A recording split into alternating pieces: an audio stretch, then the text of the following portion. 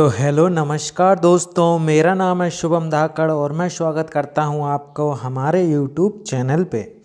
दोस्तों, हम यहाँ पे पढ़ते हैं जो हमारा द हिंदू न्यूज़पेपर होता है, द हिंदू न्यूज़पेपर। उसमें जो एक एडिटोरियल एक सेक्शन होता है, एक एडिटोरियल नाम से एक आर्टिकल लिखा होता है पूरा। उसके द्वारा हम अंग्रेजी समझते हैं, हर एक शब्द का हिंदी मीनिंग समझते हैं, हर एक शब्द का उपयोग समझते हैं। वो क्या है, वो वर्ब है, नाउन है, एडजेक्टिव है, एडवर्ब है, कंजक्शन है क्या नहीं है, हर एक चीज़ जानते हैं। जिससे आप जो एग्ज़ाम में जो 80% आप मार्क्स तो ऐसे ही स्कोर कर लेंगे अगर आप कंटिन्यू इन वीडियो को देखेंगे, क्योंकि इससे आपके अंदर इंग्लिश की समझ आएगी, इंग्लिश की एक बेस बनेगा, इंग्लिश का एक फाउंडेशन बनेगा आपके अंदर, जो कि मतलब बहुत ज़्यादा एफर्ट के द्वारा ये वीडियो बनाई जाती हैं, जिसके इन वीडियो के पीछे कम से कम 4 से 5 घंटे की मेहनत होती है। तो आप इनको ज़रूर से देखें और इनसे फ़ायदा ज़रूर लें। देखिए, मेरा इसमें कोई फ़ायदा नहीं है, मैं आपसे इतनी बार बोल रहा हूँ। मैं बस ये चाहता हूँ कि जो 90% बच्चे जो हिंदी मीडियम के होते हैं, जो वो दुख जो दर्द वो फील सहता है, जो उन्हें जो पीड़ा होती है इंग्लिश में उनके जो कमज़ोरपन है उसकी वजह से जो पीड़ा होती है, उसको मैं बहुत अच्छी तरीके से समझ सकता हूँ, क्योंकि मैं भी एक हिंदी मीडियम का स्टूडेंट रहा हूँ। ठीक है, तो मुझे बहुत अच्छे से उस पीड़ा को पता है और उसी पीड़ा को ध्यान में रखते हुए मैं ये वीडियो बनाता हूँ, जो कि Hindi medium completely Hindi medium student के लिए डेडिकेटेड हैं। उनको पता ही नहीं चलेगा कि वो इंग्लिश पढ़ रहे हैं कि हिंदी पढ़ रहे हैं। हर एक शब्द समझेंगे, उसका यूज़ समझेंगे, उसका इस्तेमाल समझेंगे, तो उनकी वोकेबलरी, उनकी इंग्लिश की समझ सब कुछ एकदम स्ट्रॉन्ग होगा। मतलब इसमें हम कम से कम 200 से 250 वर्ड की वोकेबलरी देखते हैं, जबकि आप खुद से पढ़ेंगे तो कितने 10-50 की पढ़ेंगे, लेकिन यहाँ पे आप 300, 400, 500 वर्ड की तक वोकेबलरी आपको पता चल जाती है। अब आपको पढ़ना कैसे है, आपको डेली ये वीडियो देखना है, जिससे हर एक वर्ड का जब आप मीनिंग सुनेंगे तो कुछ समय के बाद जैसे कि आप 20-25 वीडियो देख लेंगे तो ये मीनिंग रिपीट होंगे और आपको ये याद होने लगेंगे। ना ही तो कोई मीनिंग, आपको इतने सारे वर्ड हैं, हर एक वर्ड का मीनिंग नहीं लिखना है, नहीं तो आपको देखने में 4 घंटे लग जाएंगे। आपको सिंपल वॉच करना है और आपको लगे कोई वर्ड एक आध जो खास है जिसका मैं बोलूं, वो आप लिख सकते हैं। ठीक है, बाकी आप रोज़ वीडियो देखें, यही आपकी समस्या का निदान है, एक तरीके से रामबाण तरीका है। ठीक है, one in only remedy for you to correct your English. ठीक है, चाहे वो स्पीकिंग हो, चाहे वो ग्रामर हो, चाहे वो अंडरस्टैंडिंग हो, एनीथिंग एल्स। ओके, तो चलिए शुरू करते हैं। तो हमारे एडिटोरियल का नाम है ए कॉशनरी टेल। ठीक है, ए कॉशनरी टेल, ये थोड़ा ये अलग है अपना। ठीक है, ये अलग है ए। ठीक है, ए एक आर्टिकल है यहाँ पे, कॉशनरी टेल। ठीक है, तो अ कॉशनरी टेल, देखिए यहाँ पे होता है एक कॉशन। ठीक है, कॉशनरी टेल, यहाँ पे इसका पूरा मतलब क्या है, देखिए ए कॉशनरी टेल। अब यहाँ पे ये जो टेल होता है ना, ये टेल होता है कहानी या स्टोरी, एक तरीके से आप कह सकते हैं। एक टेल कहानी, कहानी या स्टोरी। देखिए टॉल्क होता तो ये हो जाती बात, पर टेल है मतलब कहानी, जो आपने कह रहे हैं वो टेल। ठीक है, तो नहीं कहते टेल मी समथिंग। ठीक है, तो अपने बारे में कुछ कहिए या कहिए कुछ। ठीक है, कॉशनरी मतलब होता है यहाँ पे एक तरीके से है सावधानी वाला, मतलब चेतावनी देने वाला एक कहानी। आ कॉशनरी टेल मतलब एक चेतावनी देने वाली कहानी या एक सावधान कहानी, आप ये भी कहें। कॉशनरी मतलब होता है, देखिए कॉशन होता है, कॉशन यहाँ पे इतना ही होता, CATION, ये क्वेश्चन होता है। ये मतलब देखिए आपने यू भी है। ठीक है, ये मतलब एक तरीके से नोट होता है कि आपको यहाँ पे अटेंशन देना है, क्वेश्चन, अटेंशन दो, ध्यान दो। ठीक है, एक क्वेश्चन लिखा होता है। ठीक है, तो कॉशनरी मतलब ध्यान देने योग, चेतावनी देना, वो चेतावनी दे रहा है आपको कि भाई, नहीं लिखा रहता कहीं क्वेश्चन डेंजर। ठीक है, वहाँ पर नीचे लिखा रहता है डेंजर, मतलब यहाँ पे जो बता रहा है कि भाई यहाँ पे डेंजर है। आपने लाइट के बड़े बड़े खम्भों पे लगा देखा होगा, टावर पे। ठीक है, चलिए, एक सावधानी, एक चेतावनी देने वाली कहानी या एक सावधान कहानी। ठीक है, आगे बढ़ते हैं। India must heed the warning of the IPCC report and shore up adaptation measures midst global. देखिए इतना ही पढ़ते हैं पहले। तो India's must heed the warning of the IPCC. अब यहाँ पे ये जो आईपीसीसी है इसका मतलब क्या है? देखिए I4 है इंटर गवर्नमेंटल, ठीक है, I4 क्या है? इंटर गवर्नमेंटल, P4 है पैनल और C4 है, देखिए देखिए यहाँ पे लिख देता हूँ मैं IPC और ये C। तो इंटर गवर्नमेंटल, इसका I4 पूरा इंटर गवर्नमेंटल, P4 पैनल, ठीक है, ऑफ C4 क्लाइमेट और ये C4 चेंज। तो inter governmental panel of climate change IPCC, ठीक है, समझ गए? रिपोर्ट, ठीक है, एंड सोर अप। अब यहाँ पे देखिए ध्यान देना, पहले ये सोर अप है तो वैसे क्या एक फ्रेजल वर्ब है। क्या है? Phrasal verb. ये वर्ब भी है, ये वर्ब भी है और साथ ही साथ में क्या है? फ्रेज भी है। फ्रेज मतलब अपने आप में एक कंप्लीट सेंस दे रही है, ठीक है। तो फ्रेज का काम भी कर रही है और ये वर्ब है, तो इसलिए हम इसे क्या बोल रहे हैं? फ्रेजल वर्ब, जो फ्रेज भी है और वर्ब भी है, ठीक है। तो इसका मतलब होता है एक तरीके से किसी को किनारे करना, दरकिनार करना। जैसे कि आप किसी को सोर अप कर रहे हो, एक हिसाब से मैं कहूँ तो आप किसी को सोर अप कर रहे हो, मतलब कोई इंसान वीक, कोई चीज़ वीक है, आप उसको स्ट्रेंथ कर रहे हो, ठीक है, आप उसको सपोर्ट कर रहे हो, तो आप उसे सोर अप कर रहे हो, ठीक है। जैसे कि आपका कोई फ्रेंड पढ़ने में वीक है, आप उसको सपोर्ट कर रहे हो, आप उसको मजबूत कर रहे हो, तो आप उसको सोर अप कर रहे हो, ठीक है, सोर अप। जैसे कि अगर मान लो नरेंद्र मोदी जी एक तरीके से और एयरक्राफ्ट खरीद रहे हैं, राफेल और वगैरह वगैरह, S-400 मिसाइल सिस्टम, तो वो एक तरीके से क्या कर रहे हैं? इंडियन जो डिफेंस सिस्टम है उसे सोर अप कर रहे हैं, ठीक है, समझ रहे हैं? गुड। अब इसका मतलब यहाँ पे क्या है? देखिए वर्ड का मतलब भले ही कुछ हो, पर लाइन सेंटेंस के अकॉर्डिंग उसका मतलब डेविएट हो जाता है, ठीक है, तो आप इससे ना घबराएं। तो इंडिया मस्ट हीड, यहाँ पे एक वर्ड है हीड। हीड मतलब क्या होता है? HED, heed. तो देखिए हीड यहाँ पे एक वर्ब है। अब इसका मतलब क्या होता है? देखिए आप किसी को, देखिए सीधी सी बात है, आपके घर, आप कहीं एक तरीके से दोस्तों के साथ घूमने जा रहे हो, ठीक है, तो आपके घर वालों ने आपको चेतावनी दी, ध्यान देने को कहा कि बेटा धीरे से बाइक चलाना, रोड ज़्यादा चल रहा है और दारू मारू मत पीना। तो अब उन्होंने ये बात आपको क्या दे दिया? एडवाइस दे दी और वार्निंग दे दी। अगर हमने कुछ सुन लिया, तूने लफड़े झपड़े किए, तो हम तेरी खैर नहीं है, ठीक है। तो उन्होंने एडवाइस भी दे दी कि तेज़ मत चलाना और खैर नहीं है, वार्निंग भी दे दी। तो फिर आप सब रास्ते सोचते जा रहे हो कि मुझे गाड़ी तेज़ नहीं चलाना, बिल्कुल धीरे चला रहे हो 30 की स्पीड में। इसके बाद में आपको पता है कि बियर तो पीना ही नहीं है आज, वैसे पीना भी नहीं चाहिए, पर मान लो आप पीते हैं, तो नहीं है क्योंकि घर वाले ने बोला, तो आप उस बारे में बहुत सोच रहे हैं, तो ध्यान दे रहे हैं, ठीक है, तो उसे ही हम क्या कहते हैं? हीड करना। तो आप क्या कर रहे हो? हीडिंग कर रहे हो आप, ठीक है, हीडिंग कर रहे हो, ठीक है, समझ रहे हो? If you heed someone's advice or warning, you pay attention to it and do what they suggest. आप अगर किसी की एडवाइस को हीड कर रहे हो, तो उन्होंने जो वार्निंग दी है, जो उन्होंने एडवाइस दी है, तो आप उनको उस पर ध्यान दोगे, आप उस पर अटेंशन दोगे, ठीक है। हीड का मतलब ये होता है। समझ आए? गुड। हीड, वार्निंग, IPCC तो समझ गए, inter governmental panel of climate change. सोर आप बता ही दिया, एडेप्टेशन मेजर्स, ठीक है। अब हम पूरी लाइन का मतलब समझेंगे, एक एक वर्ड का मतलब समझ लिया, आप पूरी लाइन में कैसे काम करेगा, ठीक है।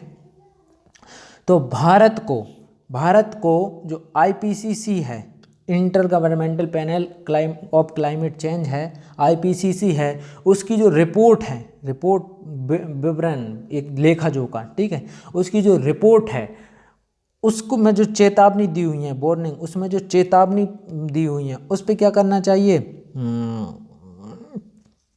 मस्ट हीड मतलब उस पर ज़रूर ध्यान देना चाहिए। मस्ट लग गया भाई, अब तो तुम्हें देना ही देना चाहिए, मतलब थोड़े पावरफुल वर्ड बन गए। मस्ट जिसके आगे लग जाता है तो वो थोड़ी वजनदारी में हो जाता है, एम्फेसाइज, जोर लग जाता है उस पर। तो मस्ट हीड, उसे ज़रूर ध्यान देना चाहिए, तो भारत को IPCC की जो चेतावनी की जो रिपोर्ट है, उस पर मस्ट हीड, ज़रूर ध्यान देना चाहिए। और एंड मतलब क्या है और, सोरअप, सोरअप और जो सोरअप एडेप्टेशन मेजर, और उनको जो एडेप्टेशन मेजर हैं, अडेप्टेशन मेजर का मतलब है यहाँ पे अनुकूलन, अडेप्टेशन मतलब क्या है यहाँ पे, इसका मतलब मैं बहुत अच्छे से समझाऊंगा अडेप्टेशन का आगे चल के, ठीक है, मुझे पता है कहाँ पे समझाना। तो अडेप्टेशन मेजर अनुकूलन परिणामों, ठीक है, या अनुकूलन उपायों, मेजर्स उपायों पर को सोरअप करना चाहिए, सोरअप मतलब मजबूत करना चाहिए, बढ़ाना चाहिए, ठीक है। चलिए, सोरअप मतलब तो आपको समझा ही दिया है। चलिए आप आगे बढ़ते हैं। यहाँ पे ये बात समझ लीजिए कि इंडिया यहाँ पे नाउन है, जो रेड कलर में है वो नाउन है। मस्ट हीड ये क्या है, वर्ब होती हैं, क्या है, वर्ब, जो ब्लू कलर में है वो वर्ब है। वार्निंग चेतावनी, ठीक है। आईपीसीसी उसका नाम है संस्था का, इसलिए क्या है, नाउन है। और रिपोर्ट एक नाउन है। सोर अप ये पूरा फ्रेजल वर्ब है, ठीक है, और ये इतना एक वर्ब है, ठीक है, ये एंड कंजक्शन है, ठीक है। कंजक्शन वह होता है जो दो चीज़ों को जोड़ता है, ठीक है। एडेप्टेशन मेजर एक नाउन है, जो अनुकूलन उपायों, मेजर्स उपायों, एडेप्टेशन अनुकूलन। अब अनुकूलन क्या होता है ये हम बताएंगे आगे, ठीक। चलिए आगे बढ़ते हैं। अब देखिए midst global turmoil, midst midst midst ना ना ना ना ना, ये मिड्स ना ही है, ये अमिड्स है। क्या है, अमिड्स है, अमिड्स है, अमिड्स, अमिड्स, ठीक है, अमिड्स। तो अमिड्स मतलब होता है के बीच में या के दौरान, ठीक है। अगर जैसे कि जैसे कि आप पार्क में आपकी बंदी से मिलने गए, ठीक है, वो उधर से आ रही थी, आप इधर से जा रहे थे, आप मिलने वाले थे, आपने हैंड शेक किया, तभी बंदी का भाई आ गया तो आप जब हैंड शेक कर रहे थे तभी अमिट्स के बीच में के दौरान उसका भाई टपक पड़ा, ठीक है, अमिट्स।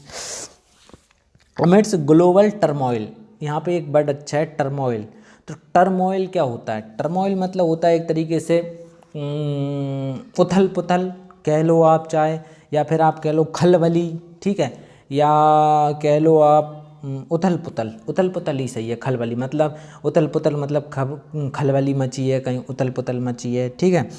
मतलब उथल पुथल का मतलब यहाँ से है कि एक बहुत ज़्यादा डिस्टर्बेंस है, ठीक है, बहुत ज़्यादा डिस्टर्बेंस है, बहुत ज़्यादा कन्फ्यूजन है, बहुत ज़्यादा अनसर्टेनिटी है, तो आप उस कंडीशन को टर्मोइल बोल सकते हो, ठीक है। कैसी कंडीशन को, जहाँ पे बहुत ज़्यादा डिस्टर्बेंस हो, बहुत ज़्यादा कन्फ्यूजन हो, बहुत ज़्यादा अनसर्टेनिटी है, जैसे अभी यूक्रेन में वॉर चल रहा है, तो वहाँ की जो कंडीशन को आप टर्मोइल बोल सकते हैं, ठीक है। टर्मोइल वर्ड उसके लिए आप यूज कर सकते हो, ठीक है।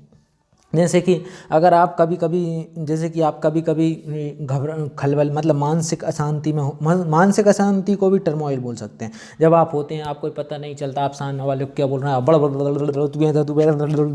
बकते जाते हो बकते जाते हो बकते जाते हो गुस्से में, मानसिक अशांति में। तो आपके लिए मैं एक सेंटेंस बोल सकता हूँ, your mind is in such a turmoil you do not know what you are saying. आपका जो दिमाग है इस तरीके की मानसिक अशांति खलबली उथल पुथल में है कि आपको पता भी नहीं चल रहा है कि आप क्या बोल रहे हो, ठीक है, बोलते जा रहे हो अनाप शनाप शनाप, ठीक है। टर्मोइल,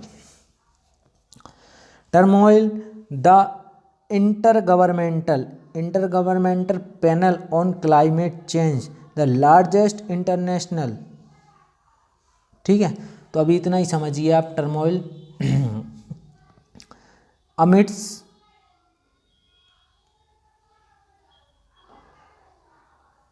अमिट्स ग्लोबल टर्मोइल, ठीक है। तो जो वैश्विक जो उथल पुथल के दौरान, वैश्विक उथल पुथल, अमिट्स मतलब के बीच, तो वैश्विक उथल पुथल के बीच, ठीक है।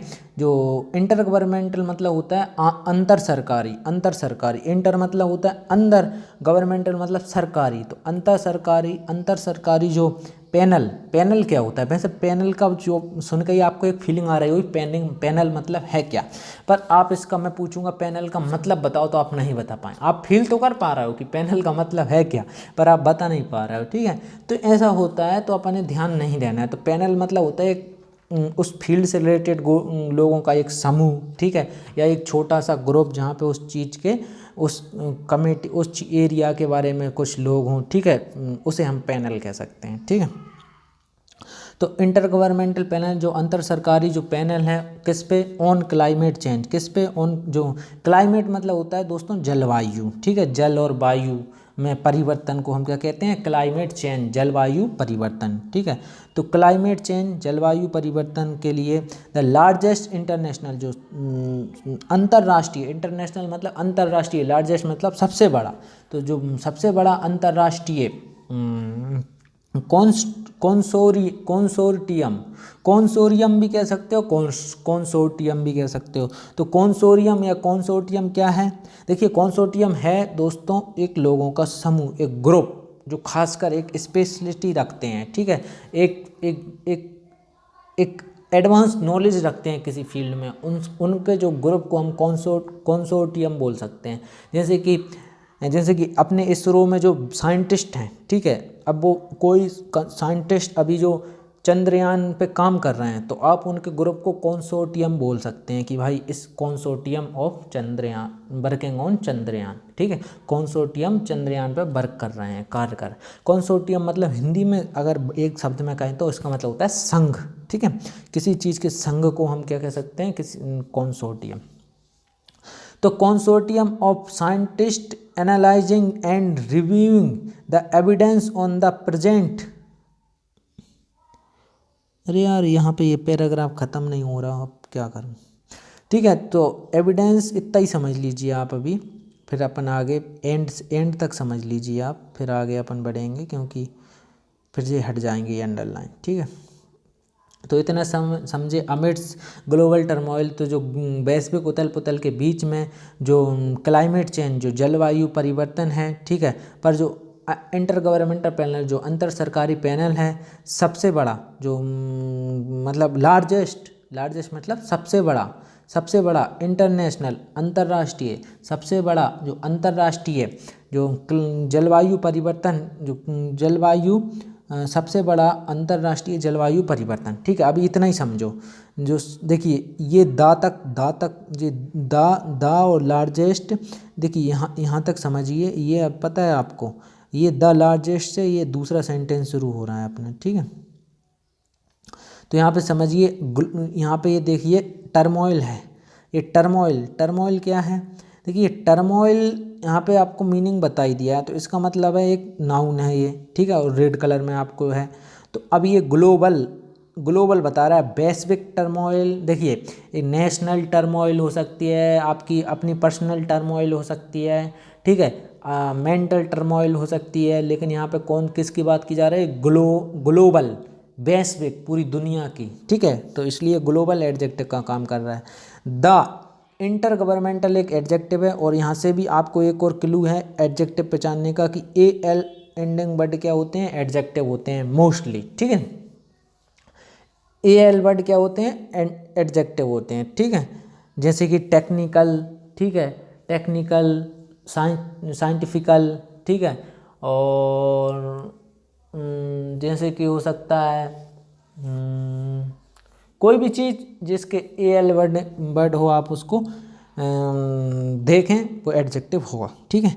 पैनल एक समिति, एक मतलब जो किसी स्पेशल फील्ड पर काम कर रही पैनल। ऑन क्लाइमेट चेंज, और जो क्लाइमेट चेंज क्या है, जलवायु परिवर्तन एक क्या है, जलवायु, तो जलवायु तो एक नाउन है ही है, और उसमें परिवर्तन तो ये भी एक पूरा नाउन है, क्लाइमेट चेंज पूरा नाउन है, ठीक है। चलिए आगे,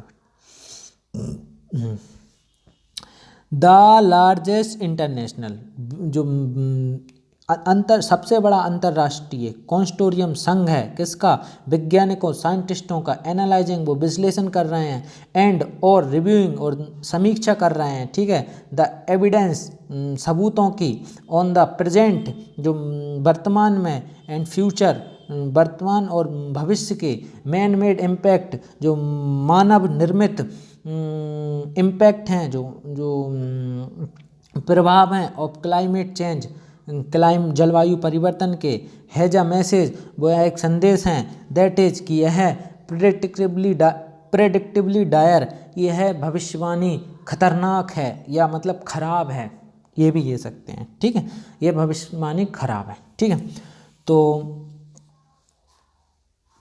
जो सबसे बड़ा जो अंतर्राष्ट्रीय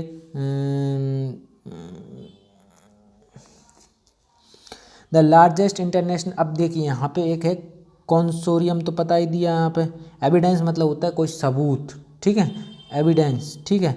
रिव्यूइंग मतलब एक तरीके से हो सकता है आप समीक्षा, रिव्यू मतलब क्या होता है, एक बार आप व्यू कर चुके हो, फिर आप उसको रिव्यू कर रहे हो, मतलब उसकी फिर से आप समीक्षा कर रहे हो, समझ रहे हो। रिव्यू मतलब डबल से देखना, ठीक है। The evidence on present and future man made impacts, ठीक है। तो जो प्रेजेंट मतलब होता है वर्तमान के, और फ्यूचर मतलब आने वाला जो कल है वो हमारा क्या है, फ्यूचर, ठीक है। और जो उनके जो इम्पैक्ट हैं, जो प्रभाव हैं, इम्पैक्ट मतलब होता है प्रभाव, नहीं बोलते यार उसका इम्पैक्ट है, इम्पैक्ट मतलब प्रभाव, इम्पैक्ट्स है यहाँ पे, ये प्लूरल बना रहा है तो हो जाएगा प्रभावों, एस नहीं होता तो ये प्रभाव होता, एस लग गया तो ये प्रभावों हो गया, ठीक है। क्लाइमेट चेंज मतलब जलवायु परिवर्तन, हैज अ मैसेज, एक संदेश है, दैट इज प्रोडक्टिवली डायर, की ये भविष्यवाणी, ये जो प्रेडिक्टिवली एक तरीके से हम ये भी कह सकते हैं अनुमानित, ठीक है। वैसे प्रेडिक्ट आप किसी के लिए प्रिडिक्ट कर रहे हो, मतलब आप कोई एक ऐसी चीज़ बोल रहे हो जो भविष्य में सत्य हो सकती है, ठीक है। फोरटेल, ठीक है। प्रिडिक्शन को हम भविष्यवाणी बोलते हैं, किसको, प्रिडिक्शन को। और प्रिडिक्टेबल मतलब जो भविष्यवादी, कि भाई भविष्य में ऐसा हो सकता है, मेरा लड़का बड़ा होकर कलेक्टर बन सकता है, ठीक है। तो वो हो गई, लेकिन मतलब आपने एक अनुमान लगाया, तो यहाँ पे प्रिडिक्टिवली डायर मतलब है अनुमानित रूप से, ठीक है। और यहाँ पे ये डायर है एक तरीके से, डायर का मतलब होता है वैसे तो कोई चीज़ है, ठीक है, कोई चीज़ है, डायर, DIRE। तो डायर को मतलब आप बोल सकते हो जैसे डायर पॉवर्टी, एक तरीके से अति गरीबी, तो आप उसको एब्जेक्ट पॉवर्टी भी बोल सकते हो। आप सीधा समझिए, डायर मतलब होता है भीषण, भयानक, ठीक है, भीषण या भयानक, टेरिबल, समझ रहे हो, भीषण, भयानक, टेरिबल। जैसे कि आप कह सकते हो कि जो रसिया का जो डिसीजन है यूक्रेन पर जो आक्रमण करने का, वो क्या हो सकता है, वो डायर हो सकता है, किसके लिए, उसकी इकोनॉमी के लिए, ठीक है। A government invention on, a Russian government invention on Ukraine have dire consequences for domestic peace, ठीक है। तो एक जो लोकतांत्रिक शांति के लिए एक डायर है, गंभीर है, ठीक है, डायर। तो देखिए आप किसी चीज़ को, वो कितनी खराब है, कितनी खतरनाक है, कितनी भयानक है, उसको और जोर दे के बताने के लिए आप उसको डायर कह सकते हो। जैसे कि गुड, तो गुड मतलब अच्छा, लेकिन आप उस गुड में भी जोर देना चाहते हो, गुड में भी, तो आप क्या कह देते हो, वेरी गुड, हालांकि है मतलब वही, पर वेरी लगाने से उसको और जोर मिल गया। वैसे ही आप किसी खराब चीज़ को और जोर लगाने के लिए आप डायर का यूज कर सकते हो, ठीक है। तो डायर दूसरे को जोर लगाने के लिए यूज कर रहे हैं, तो इसलिए डायर अपने आप में क्या होगा, एडजेक्टिव होगा, ठीक है। तो चलिए यहाँ पे हम समझ लेते हैं, आप नाउन प्रोनाउन बराबर, फिर आगे बढ़ते, सब समझ में आएगा धीरे धीरे से। पहला दिन है, मैं इतनी गारंटी देता हूँ दोस्तों, इतनी गारंटी देता हूँ कि अगर कोई मेरा वीडियो पहली बार भी देख रहा होगा, उसे पहले ही दिन से समझ में आएगा। बाद का तो छोड़िए, बाद में तो वो कितना आएगा वो तो वो ही जाने, पर पहले दिन से ही उसके समझ में आएगा, ये मेरी गारंटी है। उसे ज़रूरी नहीं है कि वो 5 दिन देखे, 10 दिन देखे तभी समझ में आएगा जैसे सब लोग करते, पहले ही दिन से, फर्स्ट डे से उसे समझ में आएगा। मैं इतना हार्ड वर्क डालता हूँ, इतना मतलब हर एक वर्ड का मैं इतना रसीला कर देता हूँ कि समझ आना ही आना है, ठीक है। और कोई क्वेश्चन नहीं भी कर पाता हूँ तो आप रेगुलर बने रहेंगे तो मैं सब कुछ करूँगा आपके लिए, ठीक है। इसलिए तो वीडियो 1-1.5 घंटे की पहुँच जाती है, जबकि ये वीडियो नहीं है 30 मिनट की। अगर मैं पढ़ता जाऊँ और ट्रांसलेट करता जाऊँ, पढ़ता जाऊँ, ट्रांसलेट करता जाऊँ, जो कि सब करते हैं, it is not taken more than 10 minute 30 minute, या 30 मिनट से ज़्यादा नहीं लेगा। पर दोस्तों मैं यहाँ पे फॉर्मेलिटी करने नहीं आया, रियलिटी में मैं आपको सब कुछ समझाने आया हूँ, समझ रहा हूँ। चलिए आगे बढ़ते हैं। तो यहाँ पे जो लार्जेस्ट इंटरनेशनल एक एडजेक्टिव का काम कर रहा है किसके लिए, कंसोर्टियम। कंसोर्टियम मतलब जो कह सकते हैं कि एक जो सबसे बड़ा अंतर्राष्ट्रीय जो संघ है साइंटिस्ट वैज्ञानिकों का, ठीक है। तो कंसोर्टियम क्या हो गया, एक कंसोर्टियम क्या हो गया, एक नाउन हो गया। साइंटिस्ट क्या हो गया, यहाँ पे नाउन हो गया। एनालाइजिंग, अभी एनालाइज कर रहे हैं, ठीक है, विश्लेषण कर रहे हैं, तो ये क्या हो गई, वर्ब हो गई। एंड यहाँ पे कंजक्शन है, ठीक है, जो किसको जोड़ रहा है, एनालाइजिंग और रिव्यूइंग को। तो विश्लेषण कर रहे हैं और समीक्षा कर रहे हैं, तो ये भी क्या हो गई, एक वर्ब हो गई, ठीक है। एविडेंस, सबूत, तो सबूत क्या है,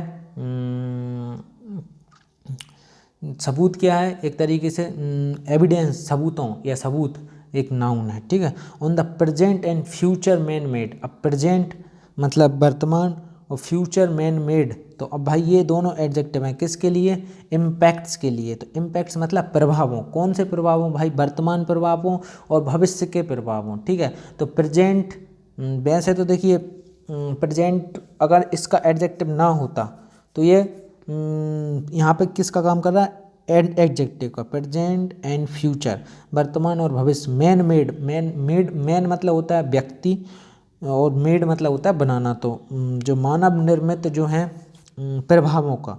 तो यहाँ पे ये man made, future man made और प्रेजेंट क्या हैं, दोनों एडजेक्टिव हैं किसके लिए, इम्पैक्ट्स, प्रभावों के लिए। क्लाइमेट एक जलवायु परिवर्तन, क्लाइमेट चेंज, ये दो नाउन है, ठीक है। हैज, हैव क्या होती हैं, वर्ब होती हैं। अ मैसेज एक संदेश, ठीक है। तो एक मैसेज, ए मैसेज क्या है जी, मैसेज एक नाउन है, ठीक है। That is, as M R क्या होती हैं, वर्ब होती हैं, ठीक है। प्रिडिक्टिवली एक एडवर्ब है। एल वाई एंडिंग वर्ब क्या होते हैं, एक तरीके से एडवर्ब होते हैं, ठीक है। अनुमानित, इसको हम अनुमानित बोल सकते हैं। डायर गंभीर, अनुमानित रूप से, अनुमानित। प्रिडिक्टेबल, प्रिडिक्टेबल आप बोल सकते हो अनुमान, प्रिडिक्टेबल अनुमान लगा, मैं अनुमान लगा सकता हूँ कि भाई वो ऐसा कर सकता है, प्रिडिक्टेबल। लेकिन आप कहें प्रिडिक्टिवली तो आप बोल सकते हैं अनुमानित रूप से। डायर गंभीर है, ठीक है। तो यहाँ पे ये प्रिडिक्टिवली एडवर्ब है और ये डायर क्या है, एडजेक्टिव है, ठीक है। चलिए आगे बढ़ते।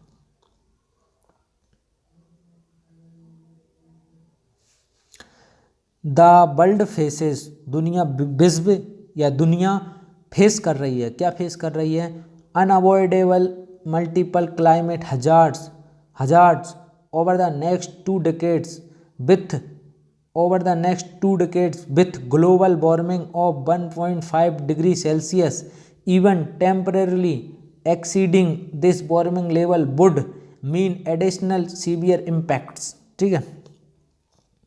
तो जो द वर्ल्ड है, जो दुनिया है, जो दुनिया है, ठीक है,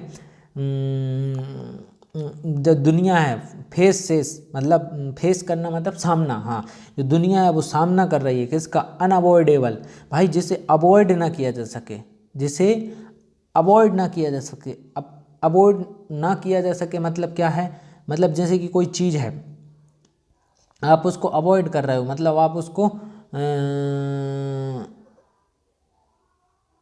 उसको छोड़ रहे हो एक तरीके से, नहीं कि यार उसको मैंने अवॉइड कर रहा हूँ मैं उसको, ठीक है, उसको मैं अवॉइड कर रहा हूँ।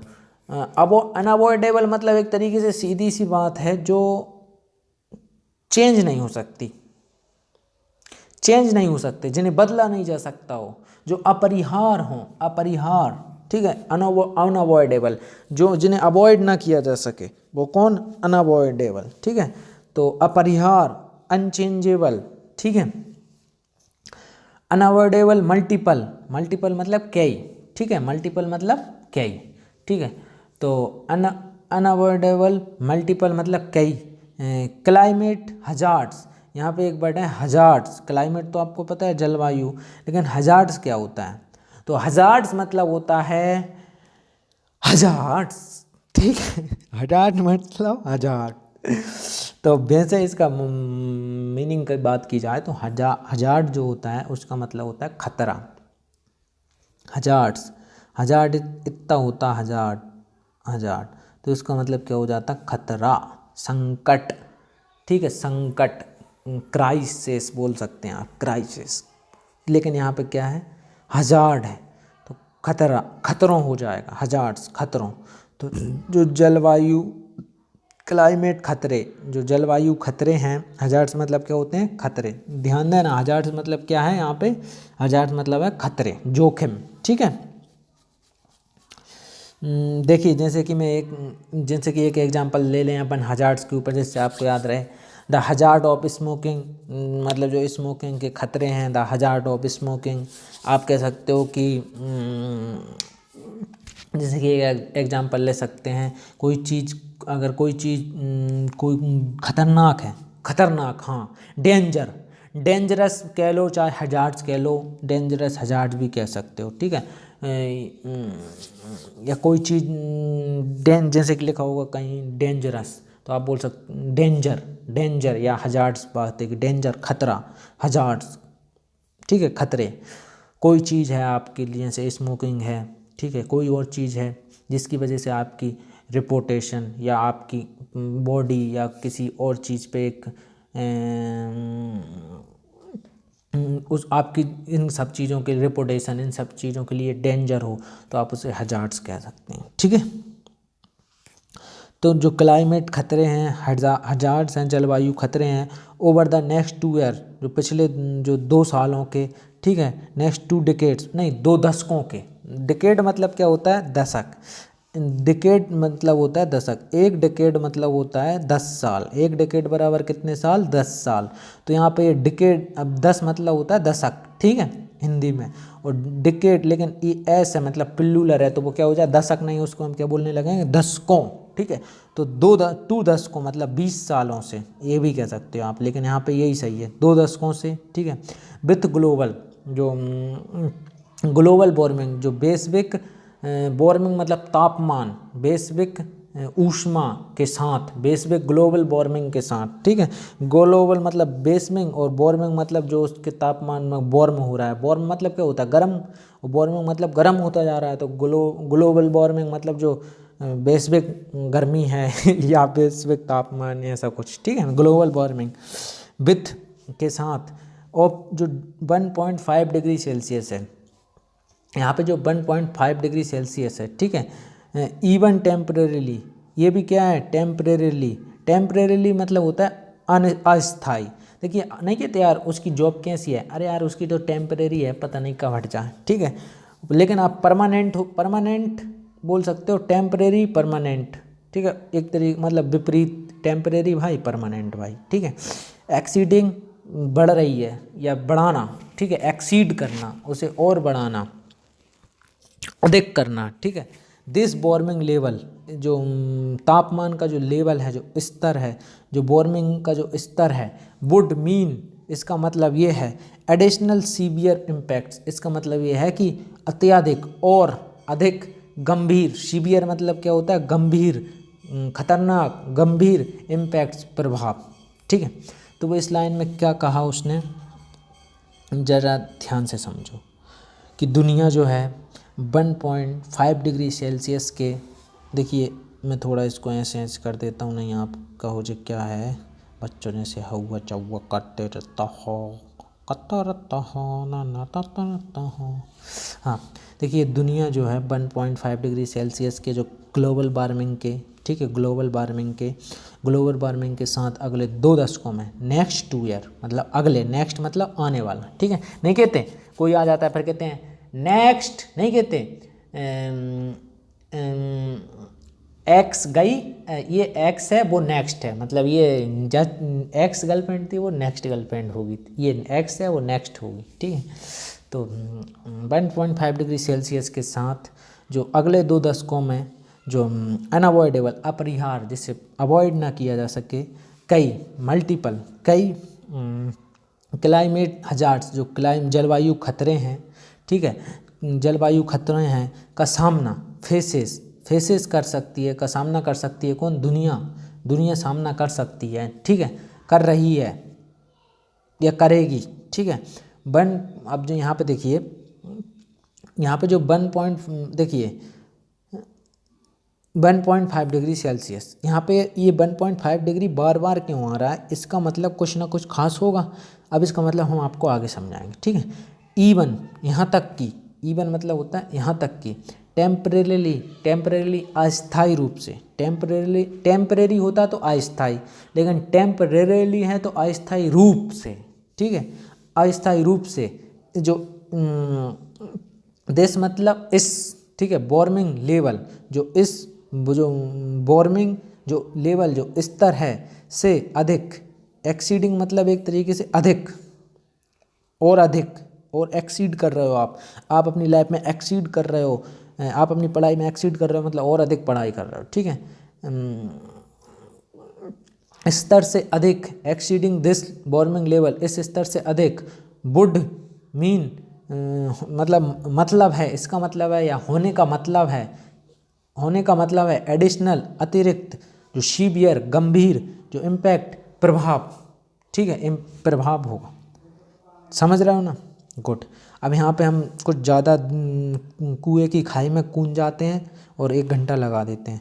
हम आप इसको नाउन प्रोनाउन समझ के और आगे पढ़ते हैं।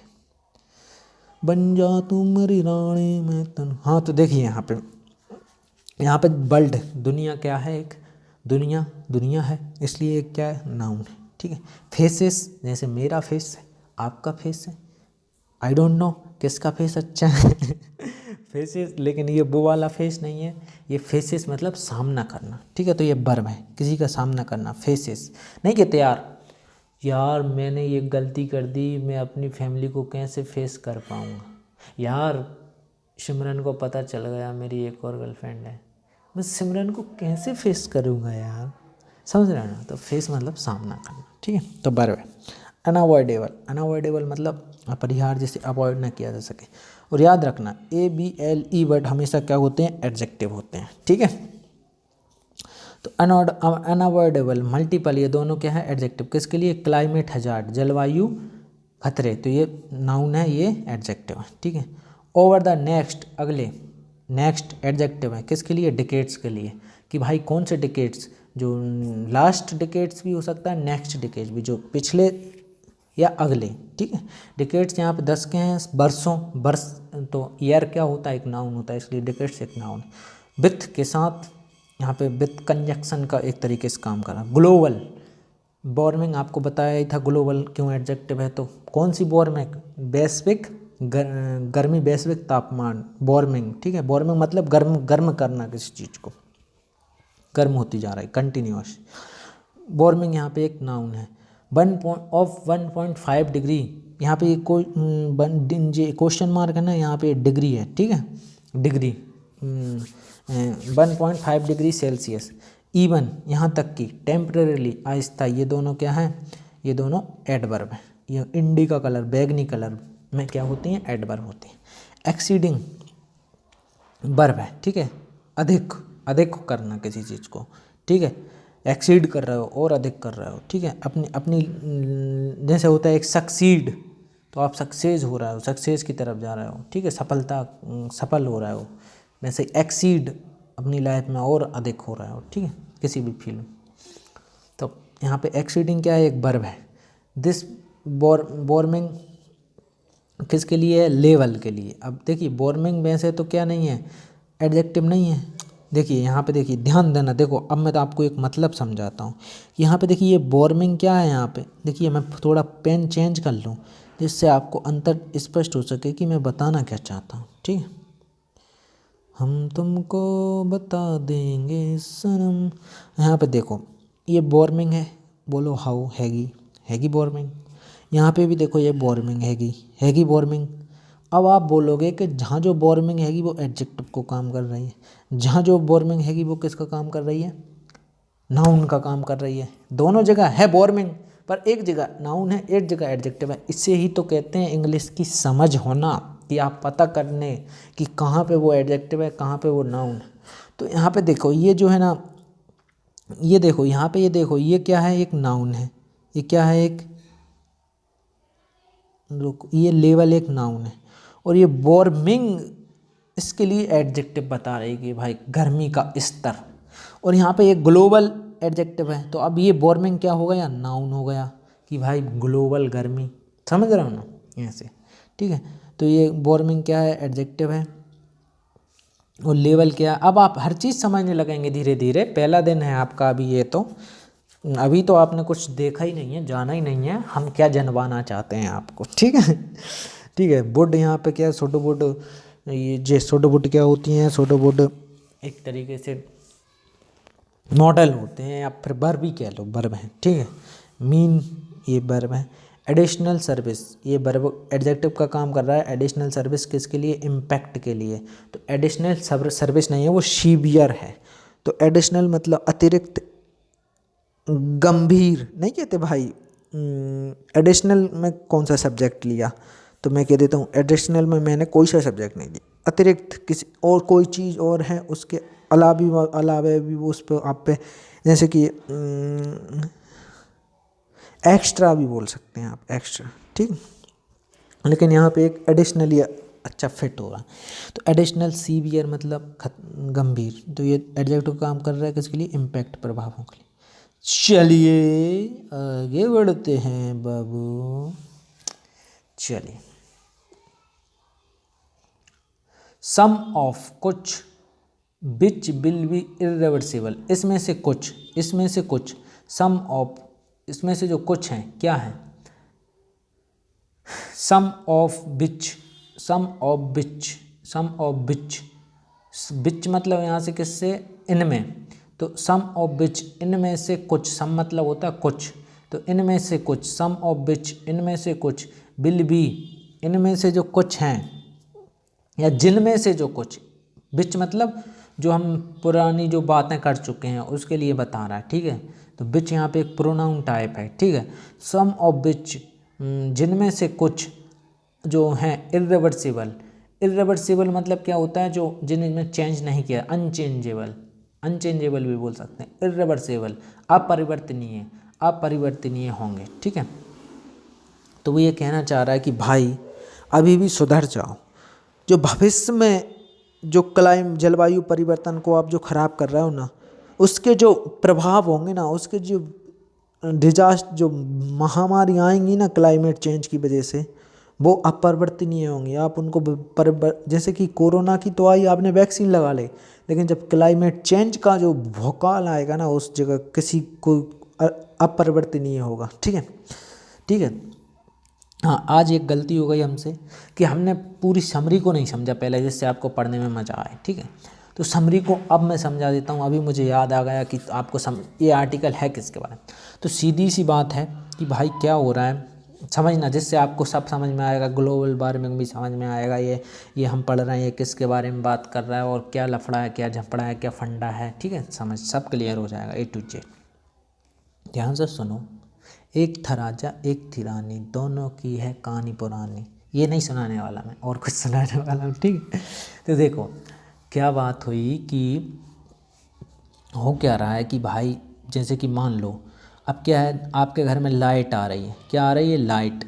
अब क्यों कहते हैं लाइट सेव करो, ठीक है, इसका बहुत बड़ा रीज़न है। लाइट आ रही है आपके घर में, ठीक है। अब आप गाड़ी भी खूब धुंधुना रहे हो, AC लगी हैं, फ्रिज कूलर सब चीज़ों का इस्तेमाल कर रहे हो, तो फिर क्या हो रहा है कि लाइट बन रही है। अब भारत में इतनी सुविधा नहीं है कि लाइट को पानी से बने, लाइट हवा से बने, लाइट आपकी सूरज से बने, सन से बने। तो ये लाइट ज़्यादातर जो इंडिया में लाइट किससे बनती है आपको पता है, कोयले से। फैक्ट्रियों में कोयला जाता है, कोयला गर्म करता है, और जो सेंसर होते हैं, जो मशीनें होती हैं, वो इस गर्मी के ज़रिए से लाइट बनाती हैं। क्या बनाती हैं, लाइट बनाती हैं। तो अब कोयला जलेगा तो कोयले में से क्या निकलेगा, धुआं भी निकलेगा, और कोयले का धुआं क्या है, कार्बन है, प्योर कार्बन है एक तरीके से। तो ये क्या है, CO2, कार्बन डाइऑक्साइड छोड़ता है। आप पेट्रोल CO2 छोड़ता है, डीजल CO2। तो मतलब कुल तरीके जो जितने भी ईंधन हैं, जो एनर्जी के जो सोर्स हैं, जो ऊर्जा के जो स्रोत हैं, अभी वर्तमान में अपन ज़्यादातर इस्तेमाल कर रहे हैं, वो सब कार्बन रिच हैं, मतलब कार्बन उनमें बहुत ज़्यादा है। तो अब क्या होता है कार्बन से, वैसे तो देखिए कार्बन एक जीवनदायिनी एक चीज़ है, समझ रहे हो ना। कार्बन डाइऑक्साइड होना बहुत अच्छा है, अच्छी गैस मानी जाती है, पर उतनी ही मात्रा में रहे तो अच्छी मानी जाती है। जैसे कि कार्बन डाइऑक्साइड पेड़ लेते हैं। अब क्या हो रहा है, दो बातें हो रही हैं।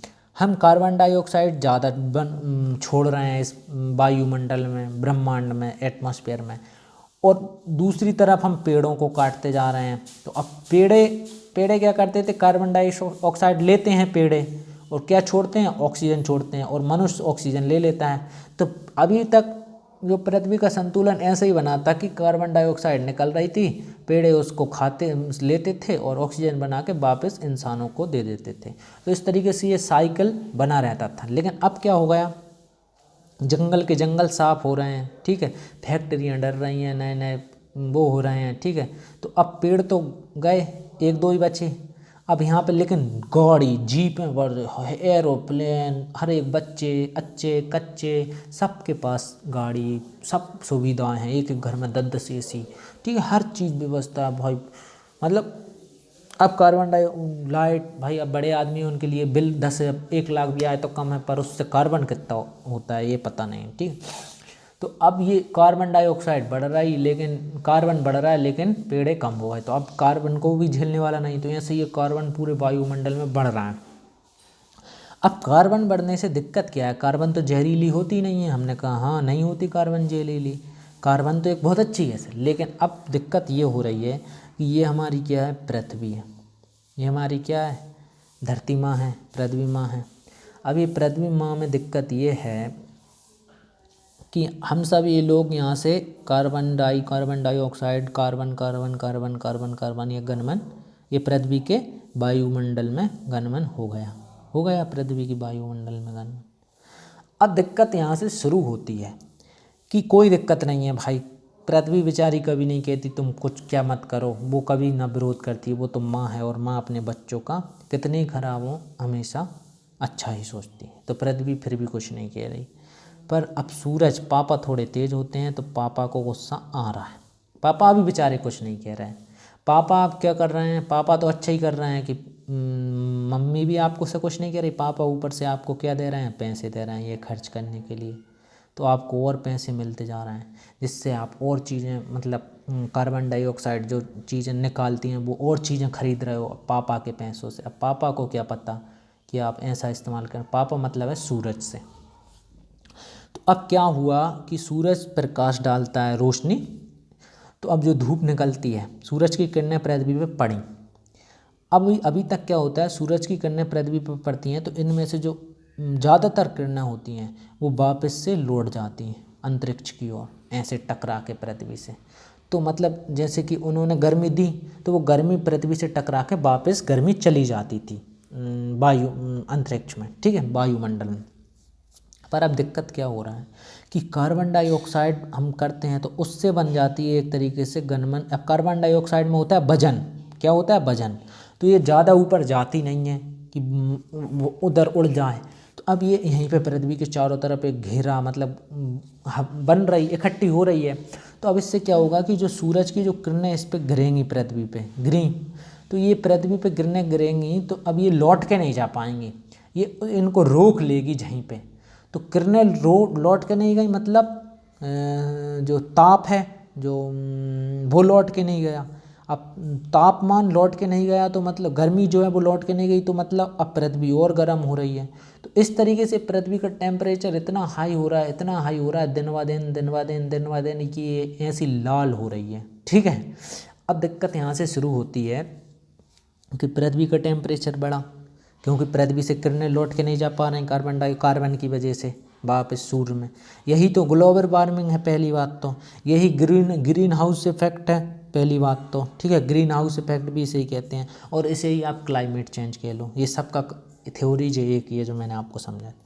अब दूसरी बात यहाँ पे, ये हमें आर्टिकल क्यों लिख के जाता आ रहा है, हमें ये गर्मी से क्या प्रॉब्लम है, ना जाएं तो ना जाएं करने, एसी तो हैंगी घर में, हमें गर्मी से क्या प्रॉब्लम है, हो जाए। पर अब दिक्कत यहाँ से शुरू होती है, ये तो सिर्फ एक ट्रेलर है। अब आपको पता होना चाहिए कि पृथ्वी का जो 70 से 75% है, एग्जैक्टली मुझे याद नहीं है, ठीक है, इसलिए आप ज़्यादा माइंड पे मत लेना जो अभी मैं जो फैक्ट बोलने वाला हूँ। पृथ्वी का जो 70 से जो 75% जो पार्ट है ना पृथ्वी का, जैसे कि ये पृथ्वी है, इसका ये 75% कितना हो जाएगा, ये इतना, ये 75%, 100 में से 75, ये इतना। तो पृथ्वी का जो 75% पार्ट है ना, 75% पृथ्वी का हिस्सा वो क्या है, पानी है। पानी है, चाहे तो वो द्रव्य के रूप में, लिक्विड में है, चाहे तो वो बर्फ़ के पहाड़ों के रूप में, समुद्र के रूप में है, बर्फ़ की चट्टानों के रूप में है, ठीक है, लेकिन है क्या, पानी का रूप है। 75% पानी है पृथ्वी की जगह में। और छोटी सी जगह में हमारे सारे जंगल, सारे रेगिस्तान और हमारे सारे दुनिया के देश, इतनी छोटी जगह में। आपने कभी पृथ्वी का 3D मैप देखा होगा ना, कि गनमन नीला दिखाता है और बीच में थोड़ा बहुत मैप देखना आज आप 3D, तो आप मैप देखना भारत का ही देखना, फिर ऐसे जूम आउट करते जाना, तो आपको वो छोटा बता देगा, जिससे आपको दिखेगा कि ज़मीन तो सिर्फ इतने में ही है, और पूरी पृथ्वी पे तो पानी पानी, बर्फ़ के पहाड़ दिखेंगे आपको। तो अब हुआ क्या, ये जो है ना गर्मी अब लौट के जा नहीं पा रही, तो ये बर्फ़ के पहाड़ों को जो 70-75% जगह में, उनको क्या करेगी, पिघलाएगी। क्योंकि भाई अभी बर्फ़ तो जमा हुआ है, बर्फ़ के पहाड़, इसलिए हमें कोई दिक्कत नहीं है। बहुत ऊंचे ऊंचे पहाड़ हैं भाई, हिमालय पे इतना बर्फ़ है, ऐसे कई पहाड़ हैं जहाँ पे बर्फ़ के पहाड़ हैं। अब वो बर्फ़ के पहाड़ अभी तक तो अपनी ठंडाई से अपने आप क्या जमे हुए हैं, लेकिन जब ये हीट उसमें लगेगी, जो पृथ्वी की जो जा नहीं पा रही है, तो ये धीरे धीरे क्या करेंगे, पिघलेंगे। अब ये पिघलेंगे तो इनका पानी क्या आएगा, कहाँ आएगा, समुद्रों में। अब इनका पानी समुद्रों में आएगा, तो समुद्र का पानी कहाँ जाएगा भाई, जगह में जो उसके पास ज़मीन है। और ज़मीन मतलब क्या है, जो समुद्र, जो अपने जो देश हैं जहाँ अपन रह रहे हैं, तो समुद्र से खतरनाक बाढ़ें आएंगी, और करोड़ों अरबों लोगों को देश किस में समझ आएंगे, पानी में समझ आएंगे। अगर ये 70-75% का अगर 20-30% भी पानी में बदल गया ना, 70-75% जो पहाड़ मान लो, अगर जो अभी बर्फ़ के पहाड़ हैं उसके 30% भी पानी में बदल गया ना, तो आधा भारत तो डूब ही जाएगा, पता ही नहीं चलेगा कहाँ गया। कई ऐसी दुनियाएं होंगी पहले जो डूब चुकी हैं इस पानी की वजह से। हम भी, आपको क्या पता है, हम भी पानी पे ही अतरा रहे हैं एक तरीके से, चारों तरफ नीचे पानी, साइड में पानी, सब में पानी है, पानी पे फ्लोट कर रहे हैं। आपने देखा होगा कि एक हिमालय का निर्माण कैसे हुआ, हिमालय पर्वत का, तो दो खंड थे ज़मीन के, वो आपस में टकरा गए, तो इससे क्या हो गया, हिमालय बन गया। ठीक है, ये थ्योरी दी जाती है और इसे ही अच्छा सही माना जाता है कि भाई पानी में 2 प्लेटें थीं, वो आपस में टकराई, तो टकराने से वो जहाँ पे टकराई वहाँ पे ये मिट्टी ऊपर उड़ गई, तो ऐसे हिमालय का निर्माण हो गया। एक गोंडवाना लैंड था और एक कोई सा लैंड था, याद नहीं। तो मतलब हम सब पानी में ही तैर रहे हैं और हम पानी में ही समा जाएंगे, इसलिए वो कहना चाह रहा है कि भाई गर्मी को रोको। ठीक है, बस इतना थ्योरी थी, मेरा दुखने लगा गला, अब मैं डीप में नहीं जाऊँगा, डीप में जाने से भगवान बचाए मैं कुछ ज़्यादा ही गहरा चला जाता हूँ। ठीक है,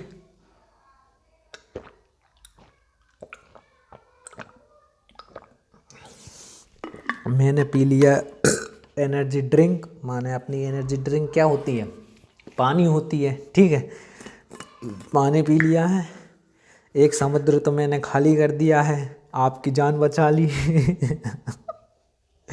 दूसरा समुद्र भी करना। चलिए अब आगे बढ़ते।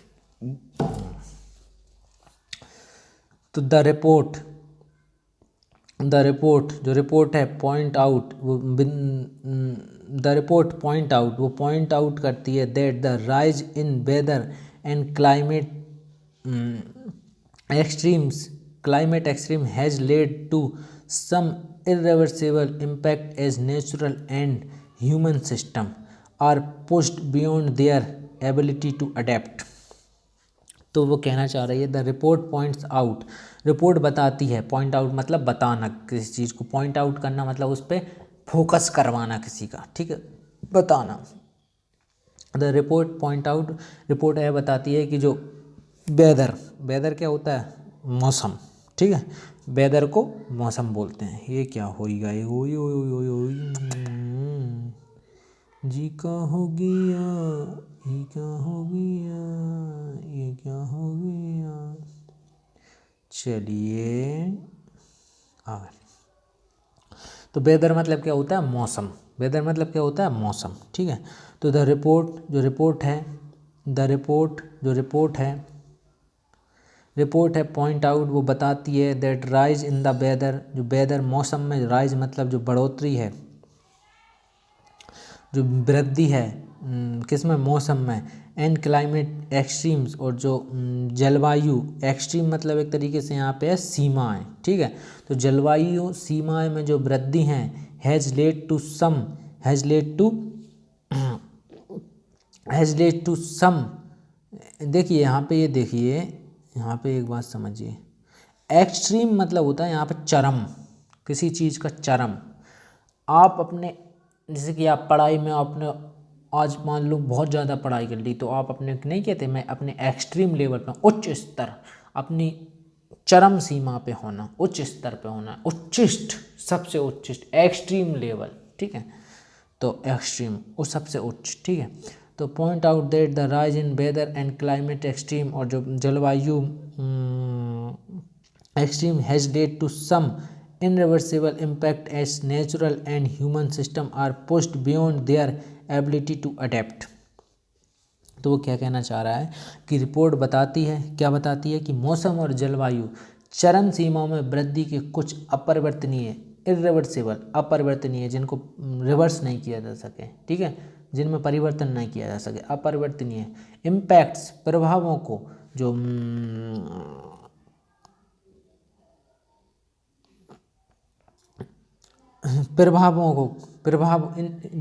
प्रभावों को जन्म दिया है, क्योंकि प्राकृतिक, नेचुरल, ठीक है, प्राकृतिक, नेचुरल और मानव प्रणाली, और ह्यूमन सिस्टम, सिस्टम मतलब होता है प्रणाली, पद्धति, ह्यूमन मतलब मानव, ठीक है, जो मानव प्रणालियों को जो अनुकूलित, ठीक है, एडॉप्ट मतलब यहाँ पर क्या है, अनुकूलित करने की जो योग्यता है, एबिलिटी मतलब आपकी योग्यता, आपकी क्षमता है, क्षमता के जो क्या है, बियॉन्ड, क्षमता के परे धकेल दिया है। तो सीधी सी बात है, रिपोर्ट बताती है कि मौसम और जलवायु चरम सीमाओं में वृद्धि के कुछ, अब यहाँ पर ये समझना है, पहले आप ये समझिए, एक ये लाइन तो मैंने आपको बता दी। अब रिपोर्ट एक नाउन है, ठीक है, पॉइंट आउट बताती है, तो वैसे तो ये पूरी एक फ्रेजल वर्ब है, ठीक है, पूरी फ्रेजल वर्ब है पॉइंट आउट, लेकिन यहाँ पे पॉइंट क्या है, एक वर्ब है, ठीक है। दैट द राइज, क्या बताती है कि राइज जो बढ़ोतरी है, जो वृद्धि है, ठीक है, राइज बढ़ना, वृद्धि होना, ठीक है, जैसे नहीं कहते सनराइज, सन बढ़ रहा है, सन में वृद्धि हो रही है, मतलब सन ऊपर उठ रहा है, ठीक है, सनराइज। तो राइज है किस में, वेदर में, वेदर मौसम, तो ये दोनों क्या है, नाउन है। एंड क्लाइमेट एक्सट्रीम, और जो जलवायु जलवायु जो चरम सीमाओं, एक्सट्रीम मतलब चरम सीमाओं, ठीक है, हैज़ लेड, यहाँ पे एक वर्ब है, टू सम इर्रिवर्सिबल, अपरिवर्तनीय, एडजेक्टिव है, इम्पैक्ट प्रभाव, नाउन है, एज नेचुरल, जैसे कि प्राकृतिक, एज मतलब जैसे कि, प्राकृतिक एक यहाँ पे क्या है, एडजेक्टिव है, ह्यूमन एक एडजेक्टिव है, किसके लिए, सिस्टम के लिए, ठीक है, मानव, और पुष्ट, धकेलना, किसी चीज़ को आप पुष्ट कर रहे हो, धकेल रहे हो, पुष्ट, बियॉन्ड, जो बियॉन्ड मतलब के परे, ठीक है, जैसे कि आप इतना अपनी नहीं कहते यार, it is beyond my ability, ये मेरी क्षमता के परे है। किसी ने आपसे कहा कि क्या तू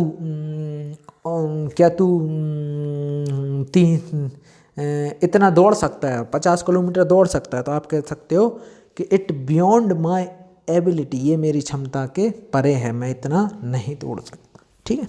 तो बियॉन्ड के परे, देयर एबिलिटी, अपनी क्षमता, योग्यता के, टू अडेप्ट मतलब क्या होता है, अडेप्ट मतलब क्या होता है दोस्तों, आपने देखा होगा कि हम, एक कहानी है कि मनुष्य जैसा अपने आप को ढालना चाहे वो वैसे ढल सकता है, ठीक है। अगर वो एक टाइम खाने की आदत बना ले तो वो ज़िंदगी भर एक टाइम खाना भी खा सकता है।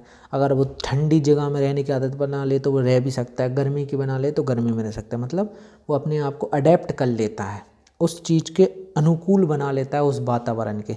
लेकिन वो बोल रहा है कि ये बियॉन्ड हो जाएगा मनुष्य की क्षमता के, टू अडेप्ट मतलब अनुकूलित बनाना, टू अडेप्ट मतलब अनुकूलित करना, किसी चीज़ को अपने अनुकूल बनाना, ठीक है, तो इसके भी परे हो जाएगा, ठीक है, और जो कि अपरिवर्तनीय रहेगा। तो ये समझ गए। तो चलिए टू अडेप्ट यहाँ पे क्या है, वर्ब है, ठीक है, टू अडेप्ट। चलिए आगे बढ़ते हैं। कितने पेज और बचे हैं? अरे भाई अभी तो 2 ही नहीं हुए रे। चलिए अब थोड़ा फास्ट करेंगे। एल्यूडिंग द, मुझे कोई दिक्कत नहीं है लेकिन बच्चे देखते नहीं हैं, ज़्यादा बड़ी वीडियो हो जाती है, ठीक है। Alluding to the conference of the party COP, देखिए यहाँ पे conference of the party COP 26 in Glasgow. तो एल्यूडिंग क्या होता है यहाँ पे? हाँ, एल्यूडिंग क्या है यहाँ पे कि भाई आप किसी को एल्यूड कर रहे हो, किसी को क्या कर रहे हो, एल्यूड कर रहे हो, मतलब उसको इंगित करना, किसी चीज़ को इंगित करना, ठीक है। जैसे कि आप कह सकते हो किसी चीज़ को मेंशन करना, किसी चीज़ को मेंशन करना, इनडायरेक्टली तरीके से दर्शाना, किसी चीज़ को इनडायरेक्टली तरीके से क्या करना, दर्शाना, ठीक है। तो एल्यूडिंग, किसी चीज़ को इंगित करना, एल्यूड मतलब तो होता है, लेकिन एल्यूडिंग हो गया तो इशारा करना। हाँ, एल्यूडिंग मतलब इशारा करना, ठीक है, एल्यूडिंग मतलब इशारा करना, ठीक है। तो इशारा करना ऑन टू द कॉन्फ्रेंस, जो कॉन्फ्रेंस है, ठीक है, जो इशारा करना ऑफ द पार्टीज, पार्टियों की ओर, ठीक है। कॉन्फ्रेंस मतलब आप कह सकते हो एक तरीके से सम्मेलन, क्या कह सकते हो, सम्मेलन। क्या है कॉन्फ्रेंस मतलब होता है सम्मेलन, जहाँ पे सब कॉन्फ्रेंस, कौन मतलब होता है यहाँ पे, कौन मतलब होता है विथ टुगेदर, और फ्रेंस मतलब एक तरीके से इकट्ठा होना। तो कॉन्फ्रेंस मतलब सम्मेलन, यहाँ सब मिलते हैं। Of the parties, party in the Glasgow, ठीक है। तो उसने जो इन नवंबर 2021, तो नवंबर 2021 में जो ग्लासगो में जो पार्टियों के जो सम्मेलन है, जो कॉन्फ्रेंस है, ठीक है, में जो वृद्धि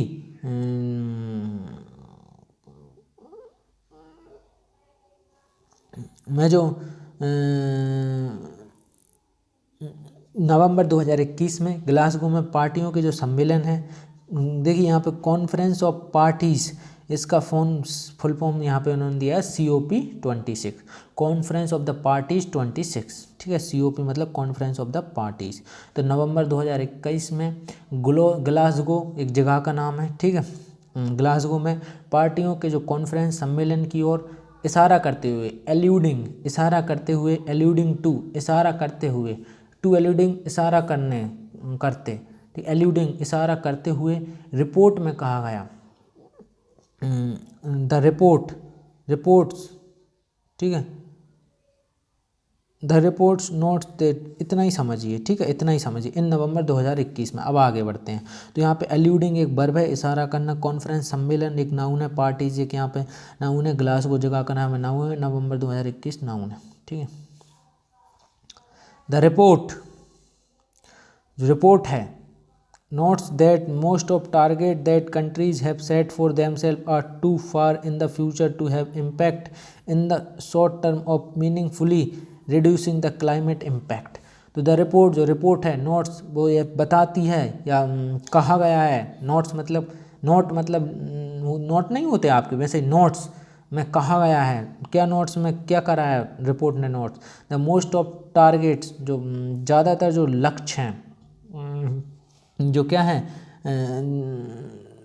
ज़्यादातर जो लक्ष्य हैं, ठीक है, दैट कंट्रीज, जो कि देशों ने लिए हैं, कंट्रीज मतलब देशों ने, हैव सेट उन्होंने जो सेट किए हैं ज़्यादातर लक्ष्य, फॉर देम सेल्फ अपने लिए, देम सेल्फ मतलब खुद के लिए, ठीक है, योर सेल्फ आपके लिए, माई सेल्फ मेरे लिए, देम सेल्फ उनके लिए, ठीक है, और टू वह फार, फार मतलब दूर, ठीक है, फार फ्रॉम अस हमसे बहुत दूर, ठीक है, टू फार मतलब बहुत दूर, इन द फ्यूचर वो फ्यूचर में, भविष्य में, टू हैव एन इम्पैक्ट होना, प्रभाव, इन द शॉर्ट टर्म जिसका अभी हाल में, एक शॉर्ट टर्म में, एट मीनिंगफुली रिड्यूसिंग वास्तविक में, रिड्यूसिंग कम करना, द क्लाइमेट इम्पैक्ट क्लाइमेट प्रभावों को। तो वो कहना क्या चाह रही है कि भाई अब बढ़ रहा है, तो हर एक कंट्री ने एक टारगेट बना लिया, कि भारत ने जैसे बना लिया कि 2070 तक हम कार्बन में जीरो कर देंगे, मतलब कार्बन का उत्सर्जन हम जीरो पे पहुंचा देंगे 2070 तक। ठीक है, ऐसे ही अमेरिका ने बना लिया, ऐसे ही भाई मतलब जितने हर देश से कमिटमेंट बना लिया कि अपना अपना इतने तक। ठीक है, तो लेकिन अब 2000 मान लो भारत ने बनाया 2070 तक, मान लो एक एग्जांपल ले रहे हैं, पता चलेगा अभी कहाँ तक बनाया इसमें ही। तो मान लो 2050 तक ही मान लो, तो 2050 तक बनाया। अब 2050 में भाई अभी कितनी साल हैं, 30 साल हैं। तो वो कह रहा है कि 2050 में तुम जीरो करोगे तो उसकी जब तक तुम यूज करोगे मतलब उसकी हानि कितनी होंगी, और 2050 में तुम कम करोगे तो उससे अभी क्या फ़ायदा है। अभी तो क्लाइमेट चेंज पे, क्लाइमेट जो जलवायु प्रभावों पे जीरो इफेक्ट पड़ेगा। ठीक है, समझ रहे हो ना वो क्या कहना चाह रहा है। गुड। तो रिपोर्ट में कहा गया है कि देशों ने अपने देमसेल्फ अपने लिए जो लक्ष्य टारगेट जो निर्धारित किए हैं, जो सेट निर्धारित किए हैं, ठीक है, निर्धारित किए हैं, उनमें से अधिकांश मोस्टली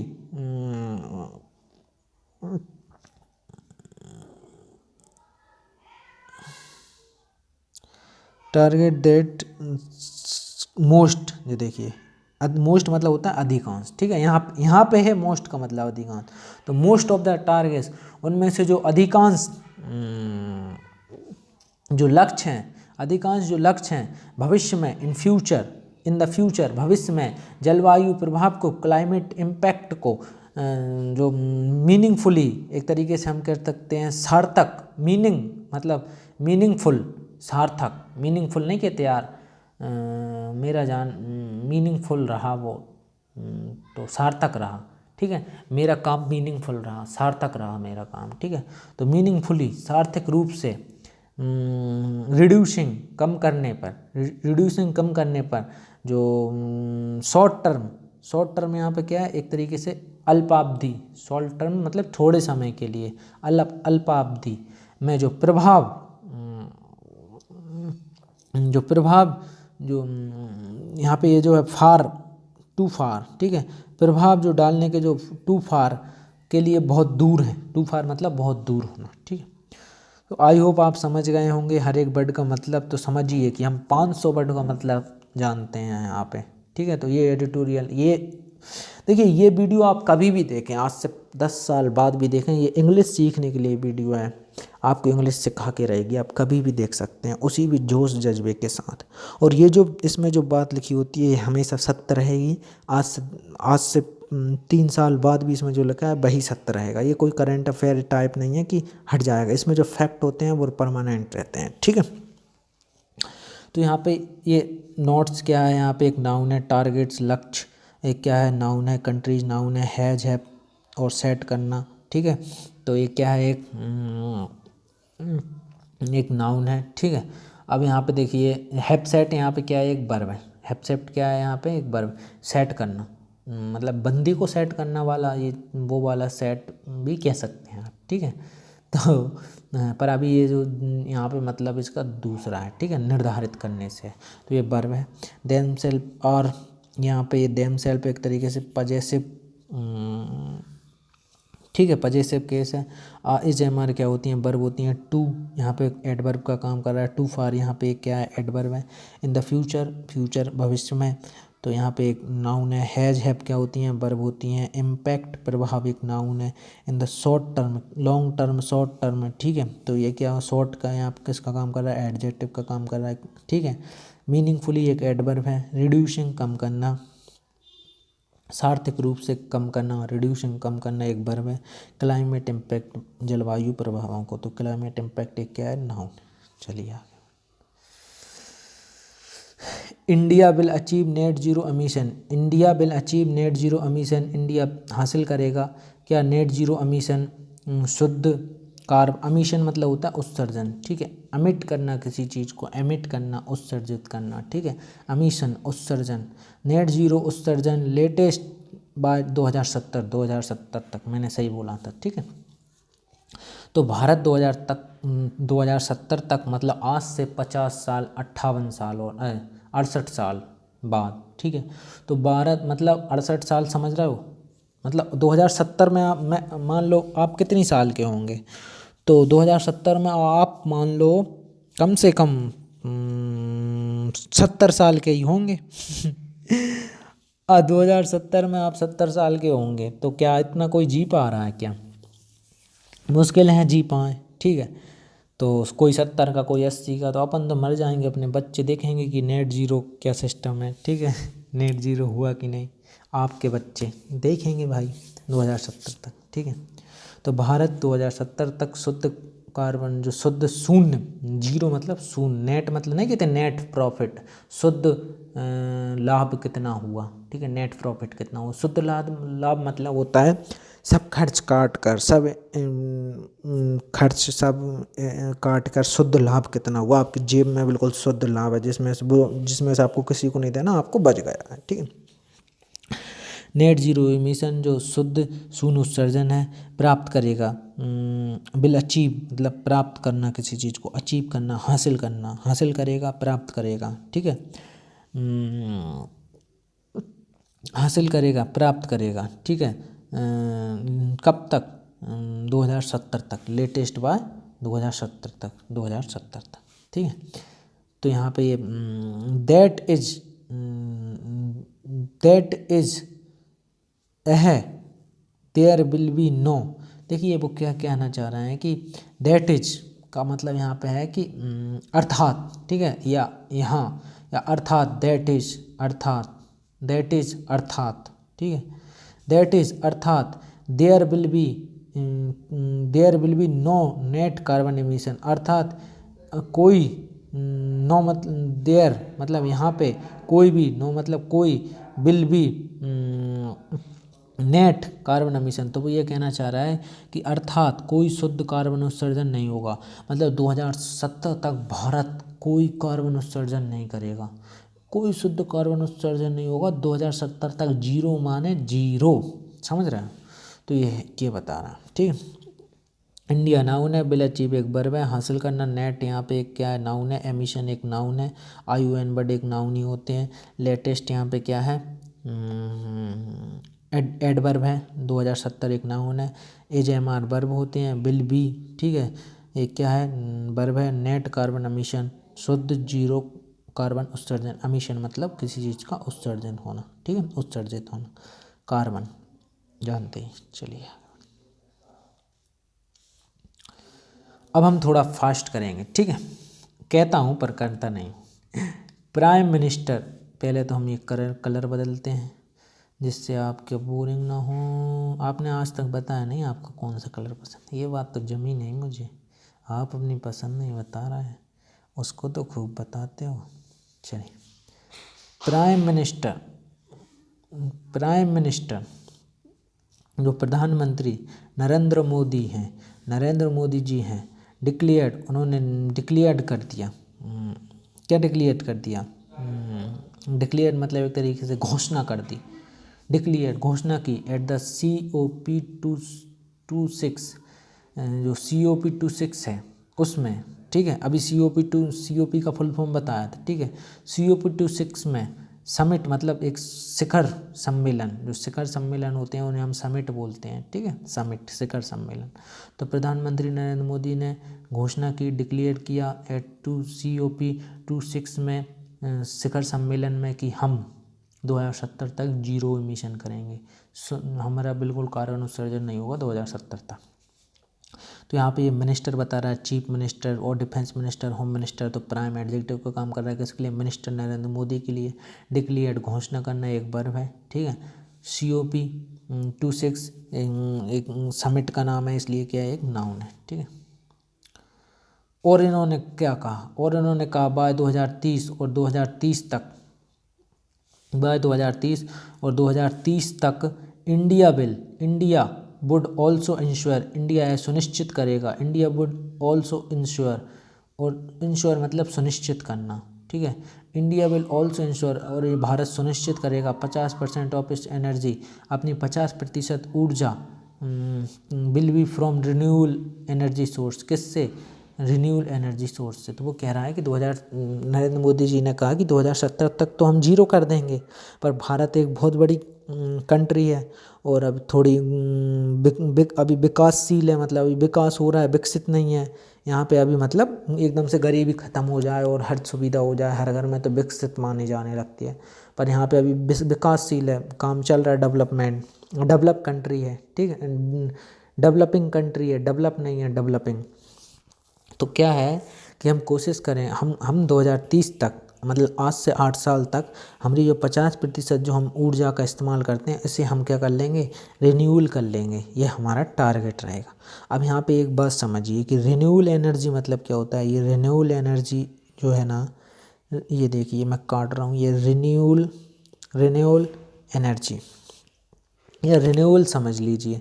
तो नवीनीकरण ऊर्जा स्रोतों को, अब नवीनीकरण क्या होता है तो हिंदी में भी आपको समझ में नहीं आएगा, तो मुझे इसमें अब डीप में जाना पड़ेगा। रिन्यूअल क्या होता है तो देखिए, अभी जो हम एनर्जी इस्तेमाल कर रहे हैं वो कोयला या फॉसिल ऑयल, जीवाश्म, ठीक है, इनके द्वारा कर रहे हैं ज़्यादातर। पेट्रोल, डीजल और कोयला, ये 3 चीज़ों के द्वारा ही हम ज़्यादातर एनर्जी बना रहे हैं, चाहे लाइट हो चाहे कोई चीज़ हो।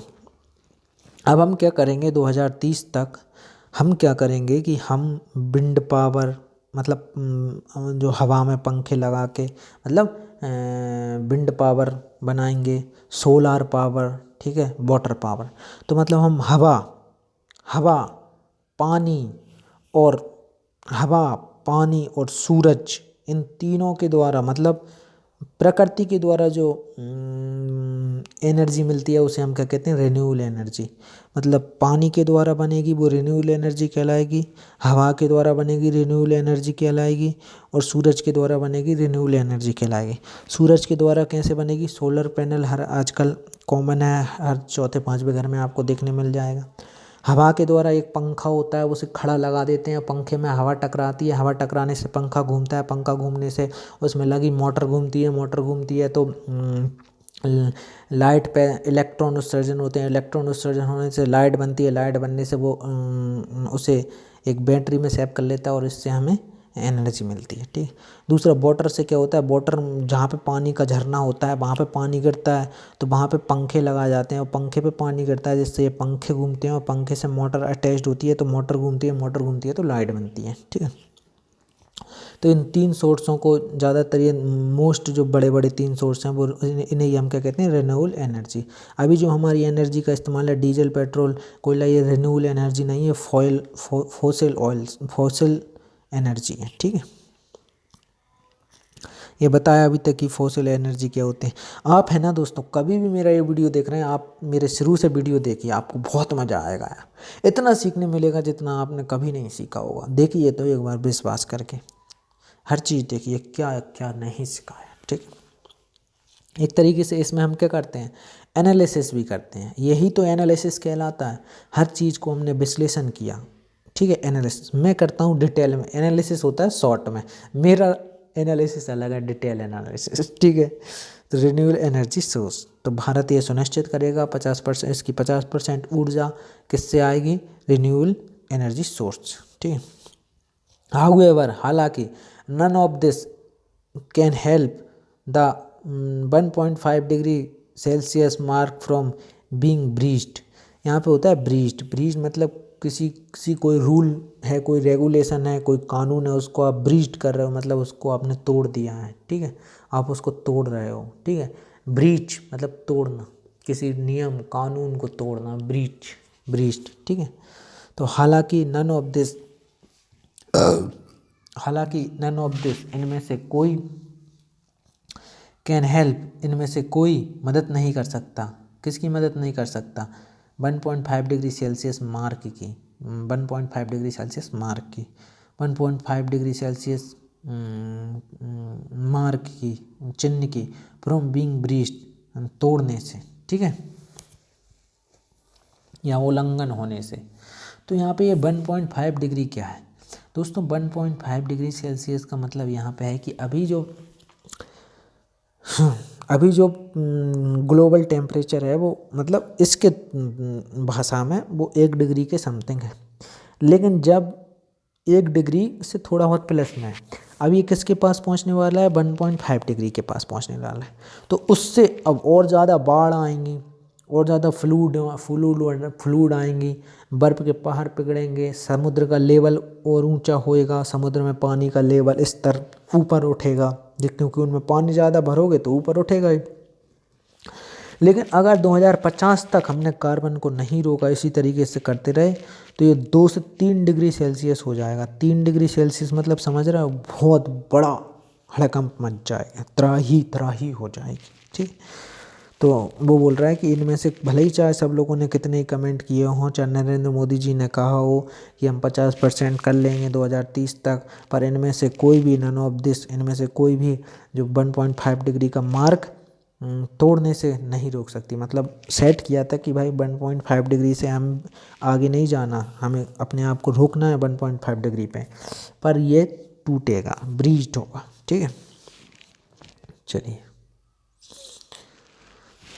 अ मेजर पॉइंट, एक बड़ा बिंदु ये है कि एम्फेसाइज, जोर देने का, एम्फेसाइज मतलब किसी चीज़ पर जोर देना, किसी चीज़ पर पॉइंट आउट करना।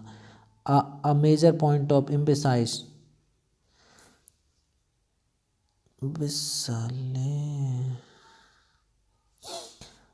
मेजर पॉइंट ऑफ एम्फेसाइज, जो एक बड़ा बिंदु है, जो जोर का एक प्रमुख बिंदु है। द रिपोर्ट, जो रिपोर्ट के जोर का एक जो प्रमुख बिंदु है। अब major point of emphasise of the report मतलब रिपोर्ट में किसी एक बिंदु पर जोर दिया गया, वो क्या है। मेजर मतलब बड़ा, प्रमुख। ठीक है, तो प्रमुख, मेजर जो बिंदु है वो क्या है, पर्टिकुलरली, विशेष रूप से। ठीक है, पर्टिकुलर मतलब कोई विशेष थिंग के बारे में आप बात कर रहे हो। ठीक है, पर्टिकुलर मतलब विशेष रूप से। फॉर साउथ एशिया, साउथ मतलब जो दक्षिण एशिया है। Is the trend in the wet bulb, वो क्या है, जो दक्षिण एशिया है, दक्षिण एशिया के लिए जो बेट बल्ब टेम्परेचर है, और उसके जो इंडेक्स है, बेट बल्ब टेम्परेचर का जो इंडेक्स है, जो सूचकांक है, of the impact of heat, गर्मी का जो प्रभाव, तापमान में जो प्रवृत्ति या का जो प्रभाव है। ह्यूमिडिटी मतलब आर्द्रता, कंबाइंड, उनको combined and its effect on health, और इसके जो एक सूचकांक है, और उसके जो स्वास्थ्य इफेक्ट ऑन हेल्थ, स्वास्थ्य पर जो प्रभाव है। देखिए, ये इफेक्ट अलग होता है और ये इम्पैक्ट अलग चीज़ है, इफेक्ट अलग चीज़ है। इसका भी मतलब प्रभाव है, लेकिन उसका वो प्रभाव अलग है, ये प्रभाव अलग। ठीक है, इफेक्ट ऑन हेल्थ, स्वास्थ्य पर। ठीक है, तो मेजर बड़ा, यहाँ पे एक एडजेक्टिव है किसके लिए, पॉइंट के लिए। एम्फेसाइज एक नाउन है। रिपोर्ट में जो मेजर पॉइंट, किस पॉइंट पर जोर दिया गया है, वो यह है पर्टिकुलरली, वास्तविक रूप से या विशेष रूप से। एक क्या है, एडवर्ब है। फॉर साउथ एशिया, दक्षिण एशिया के लिए। Is the trend in the web bulb, web bulb क्या होता है, वेब बल्ब टेम्परेचर। दोस्तों, ये टेम्परेचर नापने की एक विधि होती है, जिसमें एक बल्ब टाइप का होता है, उसे गीला कपड़ा लपेट के उससे मापा जाता है, हीट टाइप, कुछ वेब बल्ब टेम्परेचर उसे कहते हैं। ठीक है, ड्राई बल्ब पे टेम्परेचर होता है, वेब बल्ब टेम्परेचर होता है। ठीक है, बेट मतलब होता है एक तरीके से गीला होता है, वैसे तो सही मानो तो, और बल्ब आप जानते हैं। तो बेट बल्ब टेम्परेचर आप इसको ज़रूर सर्च कर सकते हैं। ठीक है, बेट बल्ब में एक नमी का एक कपड़ा गीला करके उससे लपेटा जाता है, और उससे फिर टेस्ट किया जाता है कुछ। ठीक है, टेम्परेचर को। एन इंडेक्स और सूचकांक on the impact of heat, जो गर्मी का, जो ऊष्मा का, जो गर्मी का जो तापमान है। ठीक है, इफेक्ट ऑन ही, जिसका ह्यूमिडिटी होता है, आर्द्रता। ह्यूमिडिटी मतलब उसे कहते हैं दोस्तों, आपने देखा होगा सुबह सुबह कोहरा पड़ता है, तो कोहरा क्या होता है, कोहरा होता है हवा में पानी ज़्यादा हो जाता है। हवा में क्या ज़्यादा हो जाता है, पानी, तो वो हमें कोहरा दिखने लगता है, तो उसे ही हम ह्यूमिडिटी बोलते हैं। हवा में पानी ना हो तो ह्यूमिडिटी नहीं होती, हवा में जितनी पानी की मात्रा हो उतनी ज़्यादा ह्यूमिडिटी, आर्द्रता कहते हैं। ठीक है, समझ गए। Humidity combined and its effect on health, और इसका प्रभाव स्वास्थ्य पर। चलिए, लखनऊ, लखनऊ है, और Patna according to one of several studies cited in the report. जो सिटेड मतलब होता है किसी कुछ उद्धृत करना, जैसे कि मैं उद्धृत करना, जैसे मैं इसको हाईलाइट करना, किसी चीज़ को हाईलाइट करना, इसको हाईलाइट कर दिया तो उद्धरण कर दिया, सिटेट कर दिया, ठीक है, मार्क करना। तो Lucknow and Patna according to one of several studies, कई जो अध्ययन हुए हैं उनमें से एक अध्ययन के अनुसार लखनऊ और जो पटना है सिटेड उद्धृत किया गया है इन द रिपोर्ट में बर अमंग द सिटीज़। रिपोर्ट में क्या क्या क्या अमंग मतलब इन, अमंग मतलब होता है इनके बीच में, ठीक है, इनमें, ठीक है। तो क्या क्या क्या क्या क्या स्टेट किया गया है कि बर अमंग द सिटीज़, जो उन शहरों में, बर अमंग द सिटीज़ उन शहर में, बर मतलब यहाँ पे ये लखनऊ पटना की बात कर रहा है, ठीक है, बर अमंग द सिटीज़ उन शहरों में, लखनऊ पटना में द प्रिडिक्टेड एक तरीके से भविष्यवाणी टू रीच, भविष्यवाणी की गई थी to reach wet bulb temperature को पाने की भविष्यवाणी की गई थी, और 35 डिग्री सेल्सियस इफ़ एमिशन, यदि जो उत्सर्जन है कंटिन्यूड जारी रहा, टू राइज बढ़ना जारी रहा, यदि जो उत्सर्जन है वो बढ़ना जारी रहती है तो क्या होगा, भाईल, जबकि भुवनेश्वर, जो भुवनेश्वर जगह का नाम है, चेन्नई और मुंबई और इंदौर और अहमदाबाद, ठीक है, एट रिस्क ऑफ, इस रिस्क में है, इस जोखिम में है ऑफ रीचिंग पहुंचने के bed bulb temperature of 32 degree Celsius से लेकर 34 डिग्री सेल्सियस तक, ठीक है। तो भाई अब भुवनेश्वर, चेन्नई, मुंबई, इंदौर तो अपने आस एमपी में ही है, तो बहुत बड़ी दिक्कत है, ये तो जोखिम में है बेड बल्ब टेम्परेचर 32 डिग्री से 34 डिग्री तक पहुंचने में, विथ कंटिन्यूड एमिशन, और लगातार उत्सर्जन के साथ, this will have consequence, this will have consequence से मतलब है result, this will have result या परिणाम, ठीक है, इसके परिणाम होंगे, क्या परिणाम होंगे, जैसे सच एस, जैसे कि राइज इन द हीट, जो गर्मी, rise in the heat wave, जो गर्म तरंगें हैं, गर्म हवा है या गर्म तरंगों में वृद्धि, लिंक्ड दैट्स ऑफ वो संबंधित होंगी किससे, मृत्युओं से, जो हीट वो हैं वो किससे जुड़ी होंगी, लिंक्ड होंगी, मौतों में वृद्धि, और रिड्यूस और कम करेंगी, साथ ही क्या करेंगी, कम करेंगी किसको, प्रोडक्टिविटी, उत्पादकता को, ठीक है, प्रोडक्टिविटी उत्पादकता को, ठीक है। ग्लोबल सी लेवल्स, जो वैश्विक समुद्र स्तर है, विल लाइकली राइज, वो बढ़ता हुआ दिख रहा है, बढ़ रहा है, 44 सेंटीमीटर बढ़ेगा, 44 सेंटीमीटर से 76 सेंटीमीटर तक इसके बीच में बढ़ सकता है। दिस सेंचुरी, इस दशक में, इस सदी में, सेंचुरी मतलब होता है सदी, ठीक है, इस सदी में, दिस सेंचुरी इफ गवर्नमेंट, यदि सरकार ने meet their current emission cutting pledges, यदि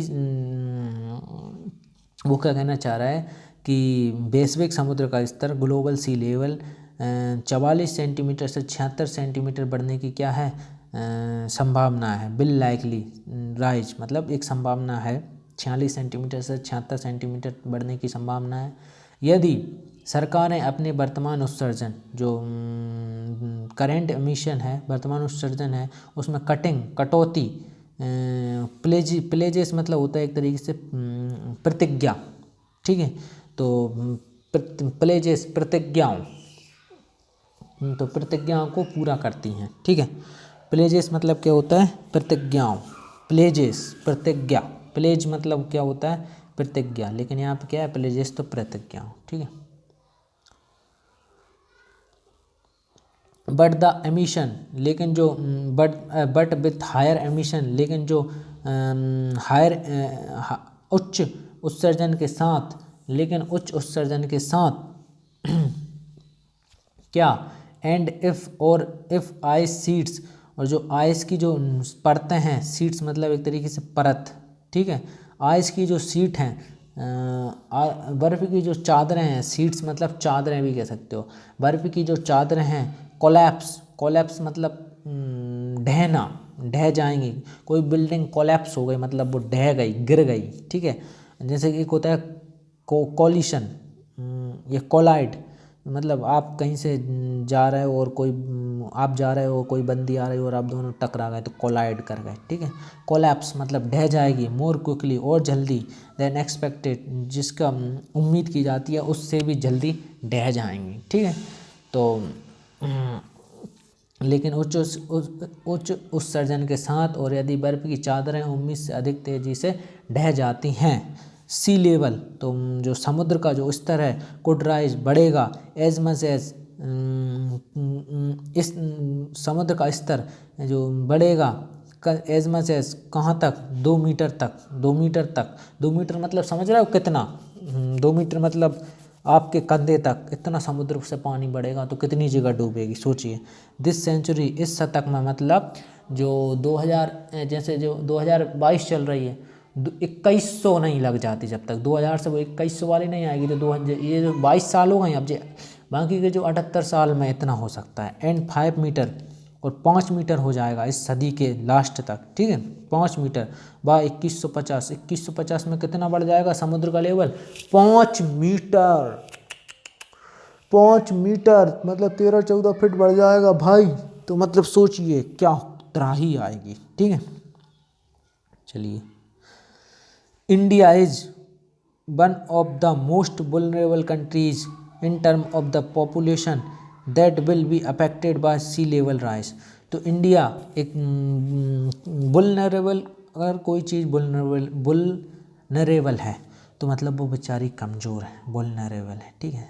जैसे कि आपकी बंदी से आप बहुत ज़्यादा अटैच्ड हैं, पर वो क्या करती है, आपने उसे कॉल किया, कॉल आया, आप जिस व्यक्ति से संपर्क करना चाहते हैं वो अभी किसी दूसरे कॉल पे व्यस्त है, फिर आपने काट दिया, फिर डबट से कॉल किया, फिर से वही रिप्लाई, तो आप रोने लगे, हर्ट हुआ, तो आप कौन हो, वुल्नरेबल हो, कमज़ोर हो, इसलिए आपको क्या हुआ, इतनी सी छोटी बात से हर्ट हुआ, ठीक है। तो India is one of the most vulnerable countries, कमज़ोर, ठीक है, जिसे आसानी से दुख पहुंचाया जा सके, वुल्नरेबल, जिसे आसानी से हट किया जा सके, ठीक है। India is one of the most vulnerable countries in term of the population. तो जो इंडिया है, भारत है, वो सबसे अधिक कमज़ोर देश है, राष्ट्र है, इन टर्म ऑफ द पॉपुलेशन, जनसंख्या के हिसाब से, जनसंख्या के नज़रिए से, ठीक है। दैट विल बी अफेक्टेड, जो कि प्रभावित होगी बाय सी लेवल, जो समुद्र स्तर बढ़ने से, ठीक है। तो भारत जनसंख्या के मामले में सबसे कमज़ोर देशों में से एक है, ठीक है, सबसे कमज़ोर देशों में, क्योंकि भारत की जनसंख्या बहुत ज़्यादा है, ठीक है, सबसे कमज़ोर देशों में से एक है जो समुद्र के स्तर में वृद्धि से प्रभावित होगी। क्योंकि देखिए, जहाँ भारत में जनसंख्या ज़्यादा है, इसका मतलब है समुद्र के पास जो खाली जगह होती हैं उनमें उनके आसपास बहुत ज़्यादा लोग रह रहे हैं, तो इसलिए जनसंख्या की वजह से आप इतनी जनता को मध्य प्रदेश में ला के थोड़ी बैठा देंगे। अब वैसे मध्य प्रदेश थोड़ा सेव है क्योंकि ये बीच में है एक तरीके से। अब जो ऐसे आसपास के, जो समुद्र के आसपास के जितने भी हैं वो बेचारे वुल्नरेबल हैं इस वक्त, ठीक है, सी लेवल वायरस। चलिए, by the middle of the century, इस सदी के बीच में, सदी के मध्य तक, by the middle of the century, सदी के मध्य तक, around 35 million of its people could face annual coastal flooding. तो इस सदी के जो बीच में, मतलब इस सदी के बीच का मतलब क्या है आप बताइए। मतलब आप कह सकते हैं 2050, 2060, 2070 तक, ठीक है, या 2100 ही मान के चलो, ठीक है। इस सदी के बीच में अराउंड 35 मिलियन, यहाँ पे मिलियन मतलब क्या होता है, 1 मिलियन में होते हैं 10 लाख, 1 मिलियन बराबर कितना होता है, 1 मिलियन बराबर होता है 10 लाख, 10 लाख, ठीक है। तो 35 मिलियन बराबर हो गया 3 करोड़ 50 लाख, मतलब 3.5 करोड़। तो लगभग 3.5 करोड़ इसके 3.5 करोड़ लोगों को सामना करना पड़ेगा वार्षिक कोस्टल मतलब तटीय, कोस्टल मतलब होता है तटीय, फ्लूडिंग बाढ़ों का, तटीय बाढ़ों का। ठीक है, तो यहाँ पे एक कोस्ट जैसे होता है ना, एक कोस्ट गार्ड की वैकेंसी निकलती है। कोस्ट गार्ड आपने कभी ना कभी सुना, कोस्ट गार्ड। तो ये होता है तट रक्षक, कोस्ट मतलब तट और कोस्टल मतलब तटीय। ठीक है, तटीय फ्लूडिंग मतलब होता है, फ्लूड मतलब होती है बाढ़, फ्लूडिंग मतलब बाढ़ें। ठीक है, तो क्या है, इस सदी के मध्य तक इसके लगभग 3.5 करोड़ लोगों को वार्षिक तटीय बाढ़ का सामना करना पड़ सकता है। ठीक है, विथ 45 मिलियन से 50 million at risk by the end of the century if emission are high. और अगर और क्या होगा, जो यदि उत्सर्जन अधिक रहा, जैसे कि अभी जो हो रहा है, यदि उत्सर्जन अधिक होता है, if emission are high, if मतलब यदि, एमिशन मतलब उत्सर्जन, और हाई यदि उत्सर्जन अधिक होता है, तो then the century, end of the century मतलब एंड मतलब इस सदी के अंत तक, जो 4.5 लाख से 5 लाख 4.5 करोड़ सॉरी, जो 4.5 करोड़ से 5 करोड़ तक,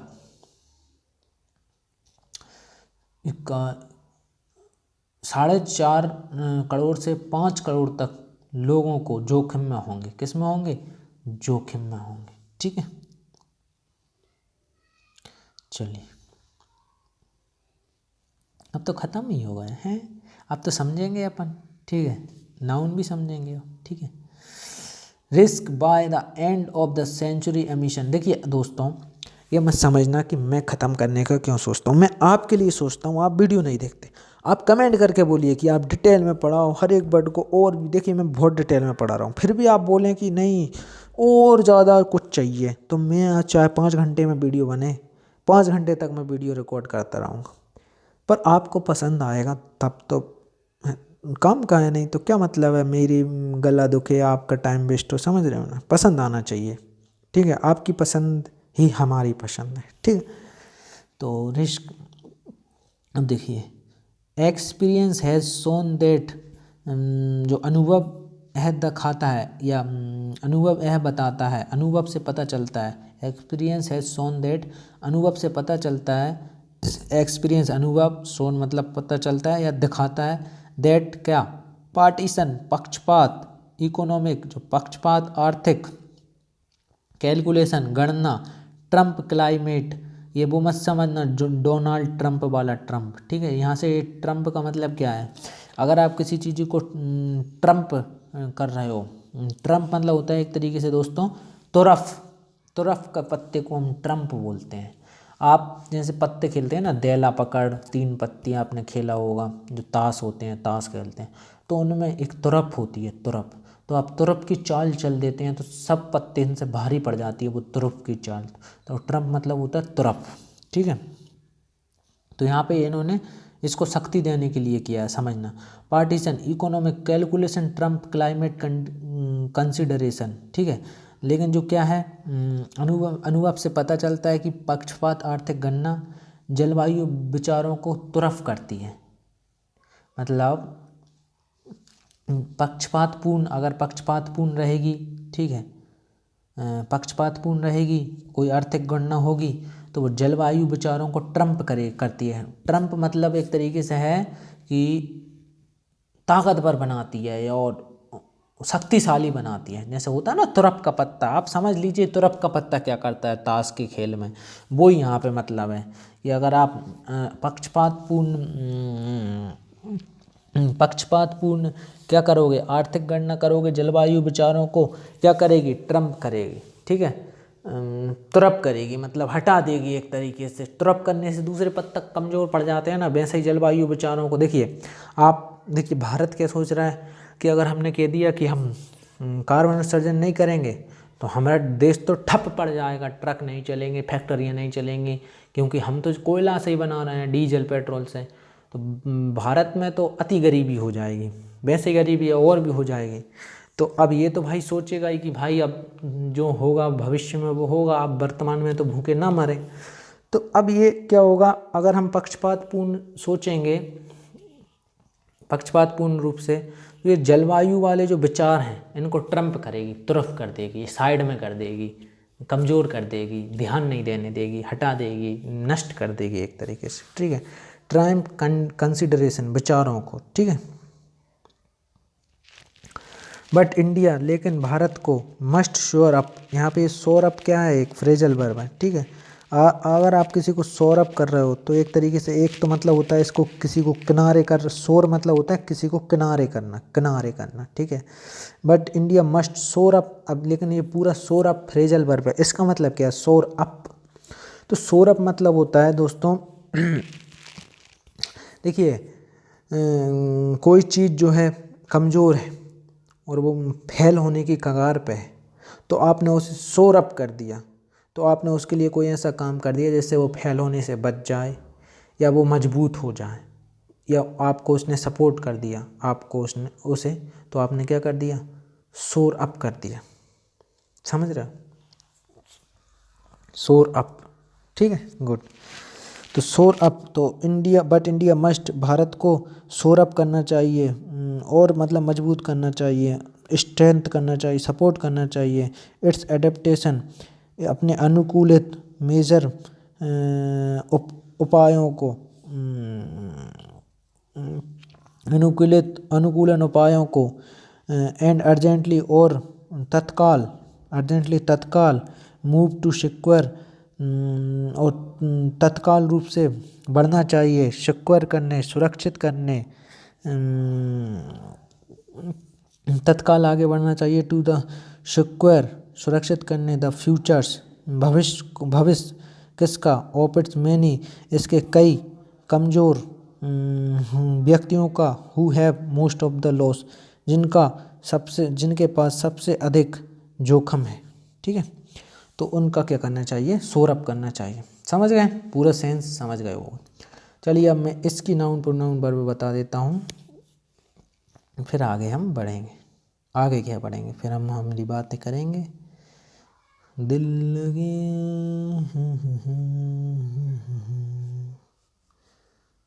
पढ़ लो बेटा, मौका है, नौका है भाई, मौका है, मौका है भाई, मौका है। तो एक्सपीरियंस एक नाउन है, शोन एक वर्ब है यहाँ पे, पार्टीशन, इकोनॉमिक एक दोनों एडजेक्टिव है, किसके लिए, कैलकुलेटर, ट्रम्प, क्लाइमेट, कंडीशनर, ये पूरा नाउन है, ठीक है। बट यहाँ पे कंजक्शन है, इंडिया, भारत को, मस्ट श्योर अप, यहाँ पे श्योर अप क्या है, एक फ्रेजल वर्ब है, फ्रेज है, एक तो फ्रेज है, श्योर अप ये पूरा मीनिंग देती है, फ्रेज क्या होती हैं, जो पूरा मतलब दें, और अब ये उसमें वो वर्ब का काम भी कर रही है, तो इसलिए फ्रेज के साथ साथ, कहावत के साथ साथ एक क्या है, वर्ब भी है, तो फ्रेज अप एक फ्रेजल वर्ब हो गई, ठीक है। तो यहाँ पे क्या है, ये मस्ट क्या है, एक वर्ब है, ये शोर अकेला वर्ब है, वो पूरा क्या है, फ्रेजल वर्ब है। एडेप्टेशन क्या है, एक नाउन है, मेजर क्या है, नाउन, एंड अर्जेंटली ये क्या है, एडवर्ब है। मूव क्या है, यहाँ पे वर्ब है, सिक्योर बढ़ना, मूव नहीं कहते, मूव ऑन, बढ़ते रहो, आगे बढ़ो, ठीक है। तो एक वर्ब है, सिक्योर सुरक्षित करना एक वर्ब है, फ्यूचर भविष्य को एक नाउन है, इट्स मैनी इसके कई, वुल्नरेबल दुखी कमज़ोर व्यक्तियों को, तो मैनी वुल्नरेबल क्या है, एक एडजेक्टिव है, किसके लिए, उन लोगों के लिए, ठीक है, जो इस दुख में, जिनको एक कष्ट मिलेगा, हु हैव, जो जिनके पास होगा, हु हैव जिनके पास होगा, द मोस्ट टू लॉस खोने के लिए ज़्यादातर, तो खोने के लिए देखिए भाई, अब मुकेश अंबानी है तो उसे तो कोई दिक्कत नहीं है, वो तो अपने एंटीला हाउस, कौन सा हाउस है उसमें रहेगा, वहाँ तक तो बड़ी मुश्किल से ही है कभी बाढ़ पहुँचे, ठीक है। लेकिन इससे दुखी खोने को अपन जैसे गरीब और बाकी के जो गरीब लोग हैं अपन से भी जो किनारे डरे हैं, उनको ज़्यादातर खोने को होगा, परिवार, घर, रोटी, सब्जी सब खो जाएगा उनका, तो उसे इंश्योर करना चाहिए, ठीक है। तो आई होप आपको वीडियो समझ आया होगा। और मेरे प्यारे दोस्तों, अगर वीडियो सच में समझ आया तो कमेंट ज़रूर करना, चाहे कछु करना पर लिखना ज़रूर। मैं बहुत मतलब एक बहुत ज़रूरत है मुझे आपके कमेंट की, एक तरीके से मुझे पता चले कि हाँ आई डू माई बेस्ट या नहीं, मैं अपना बेस्ट दे रहा हूँ या नहीं। दूसरा, आप ये वीडियो कभी भी देखें, आज देख लिया, इसको आप फिर से 8 दिन बाद देखना, क्योंकि ये जो वर्ड हैं, हमने कोई करेंट अफेयर नहीं पढ़ा, यहाँ पे शब्द पढ़े हैं, ये अमर अजर हैं, ये हमेशा इनका मीनिंग यही रहेगा। मैनी का मतलब कई होता है, तो ये 100 साल बाद भी मैनी मैनी ही रहेगा। तो ये इंग्लिश सीखने के लिए हैं, तो इन्हें ज़रूर देखते रहिए, अपने दोस्तों के साथ शेयर करते रहिए और हमारे चैनल को सब्सक्राइब करते रहिए। फिर मिलते हैं ऐसे ही आनंद, उत्साह, उमंग के साथ। अपना, अपने परिवार का ध्यान रखें। बाय बाय, टेक केयर, रोम रोम जी।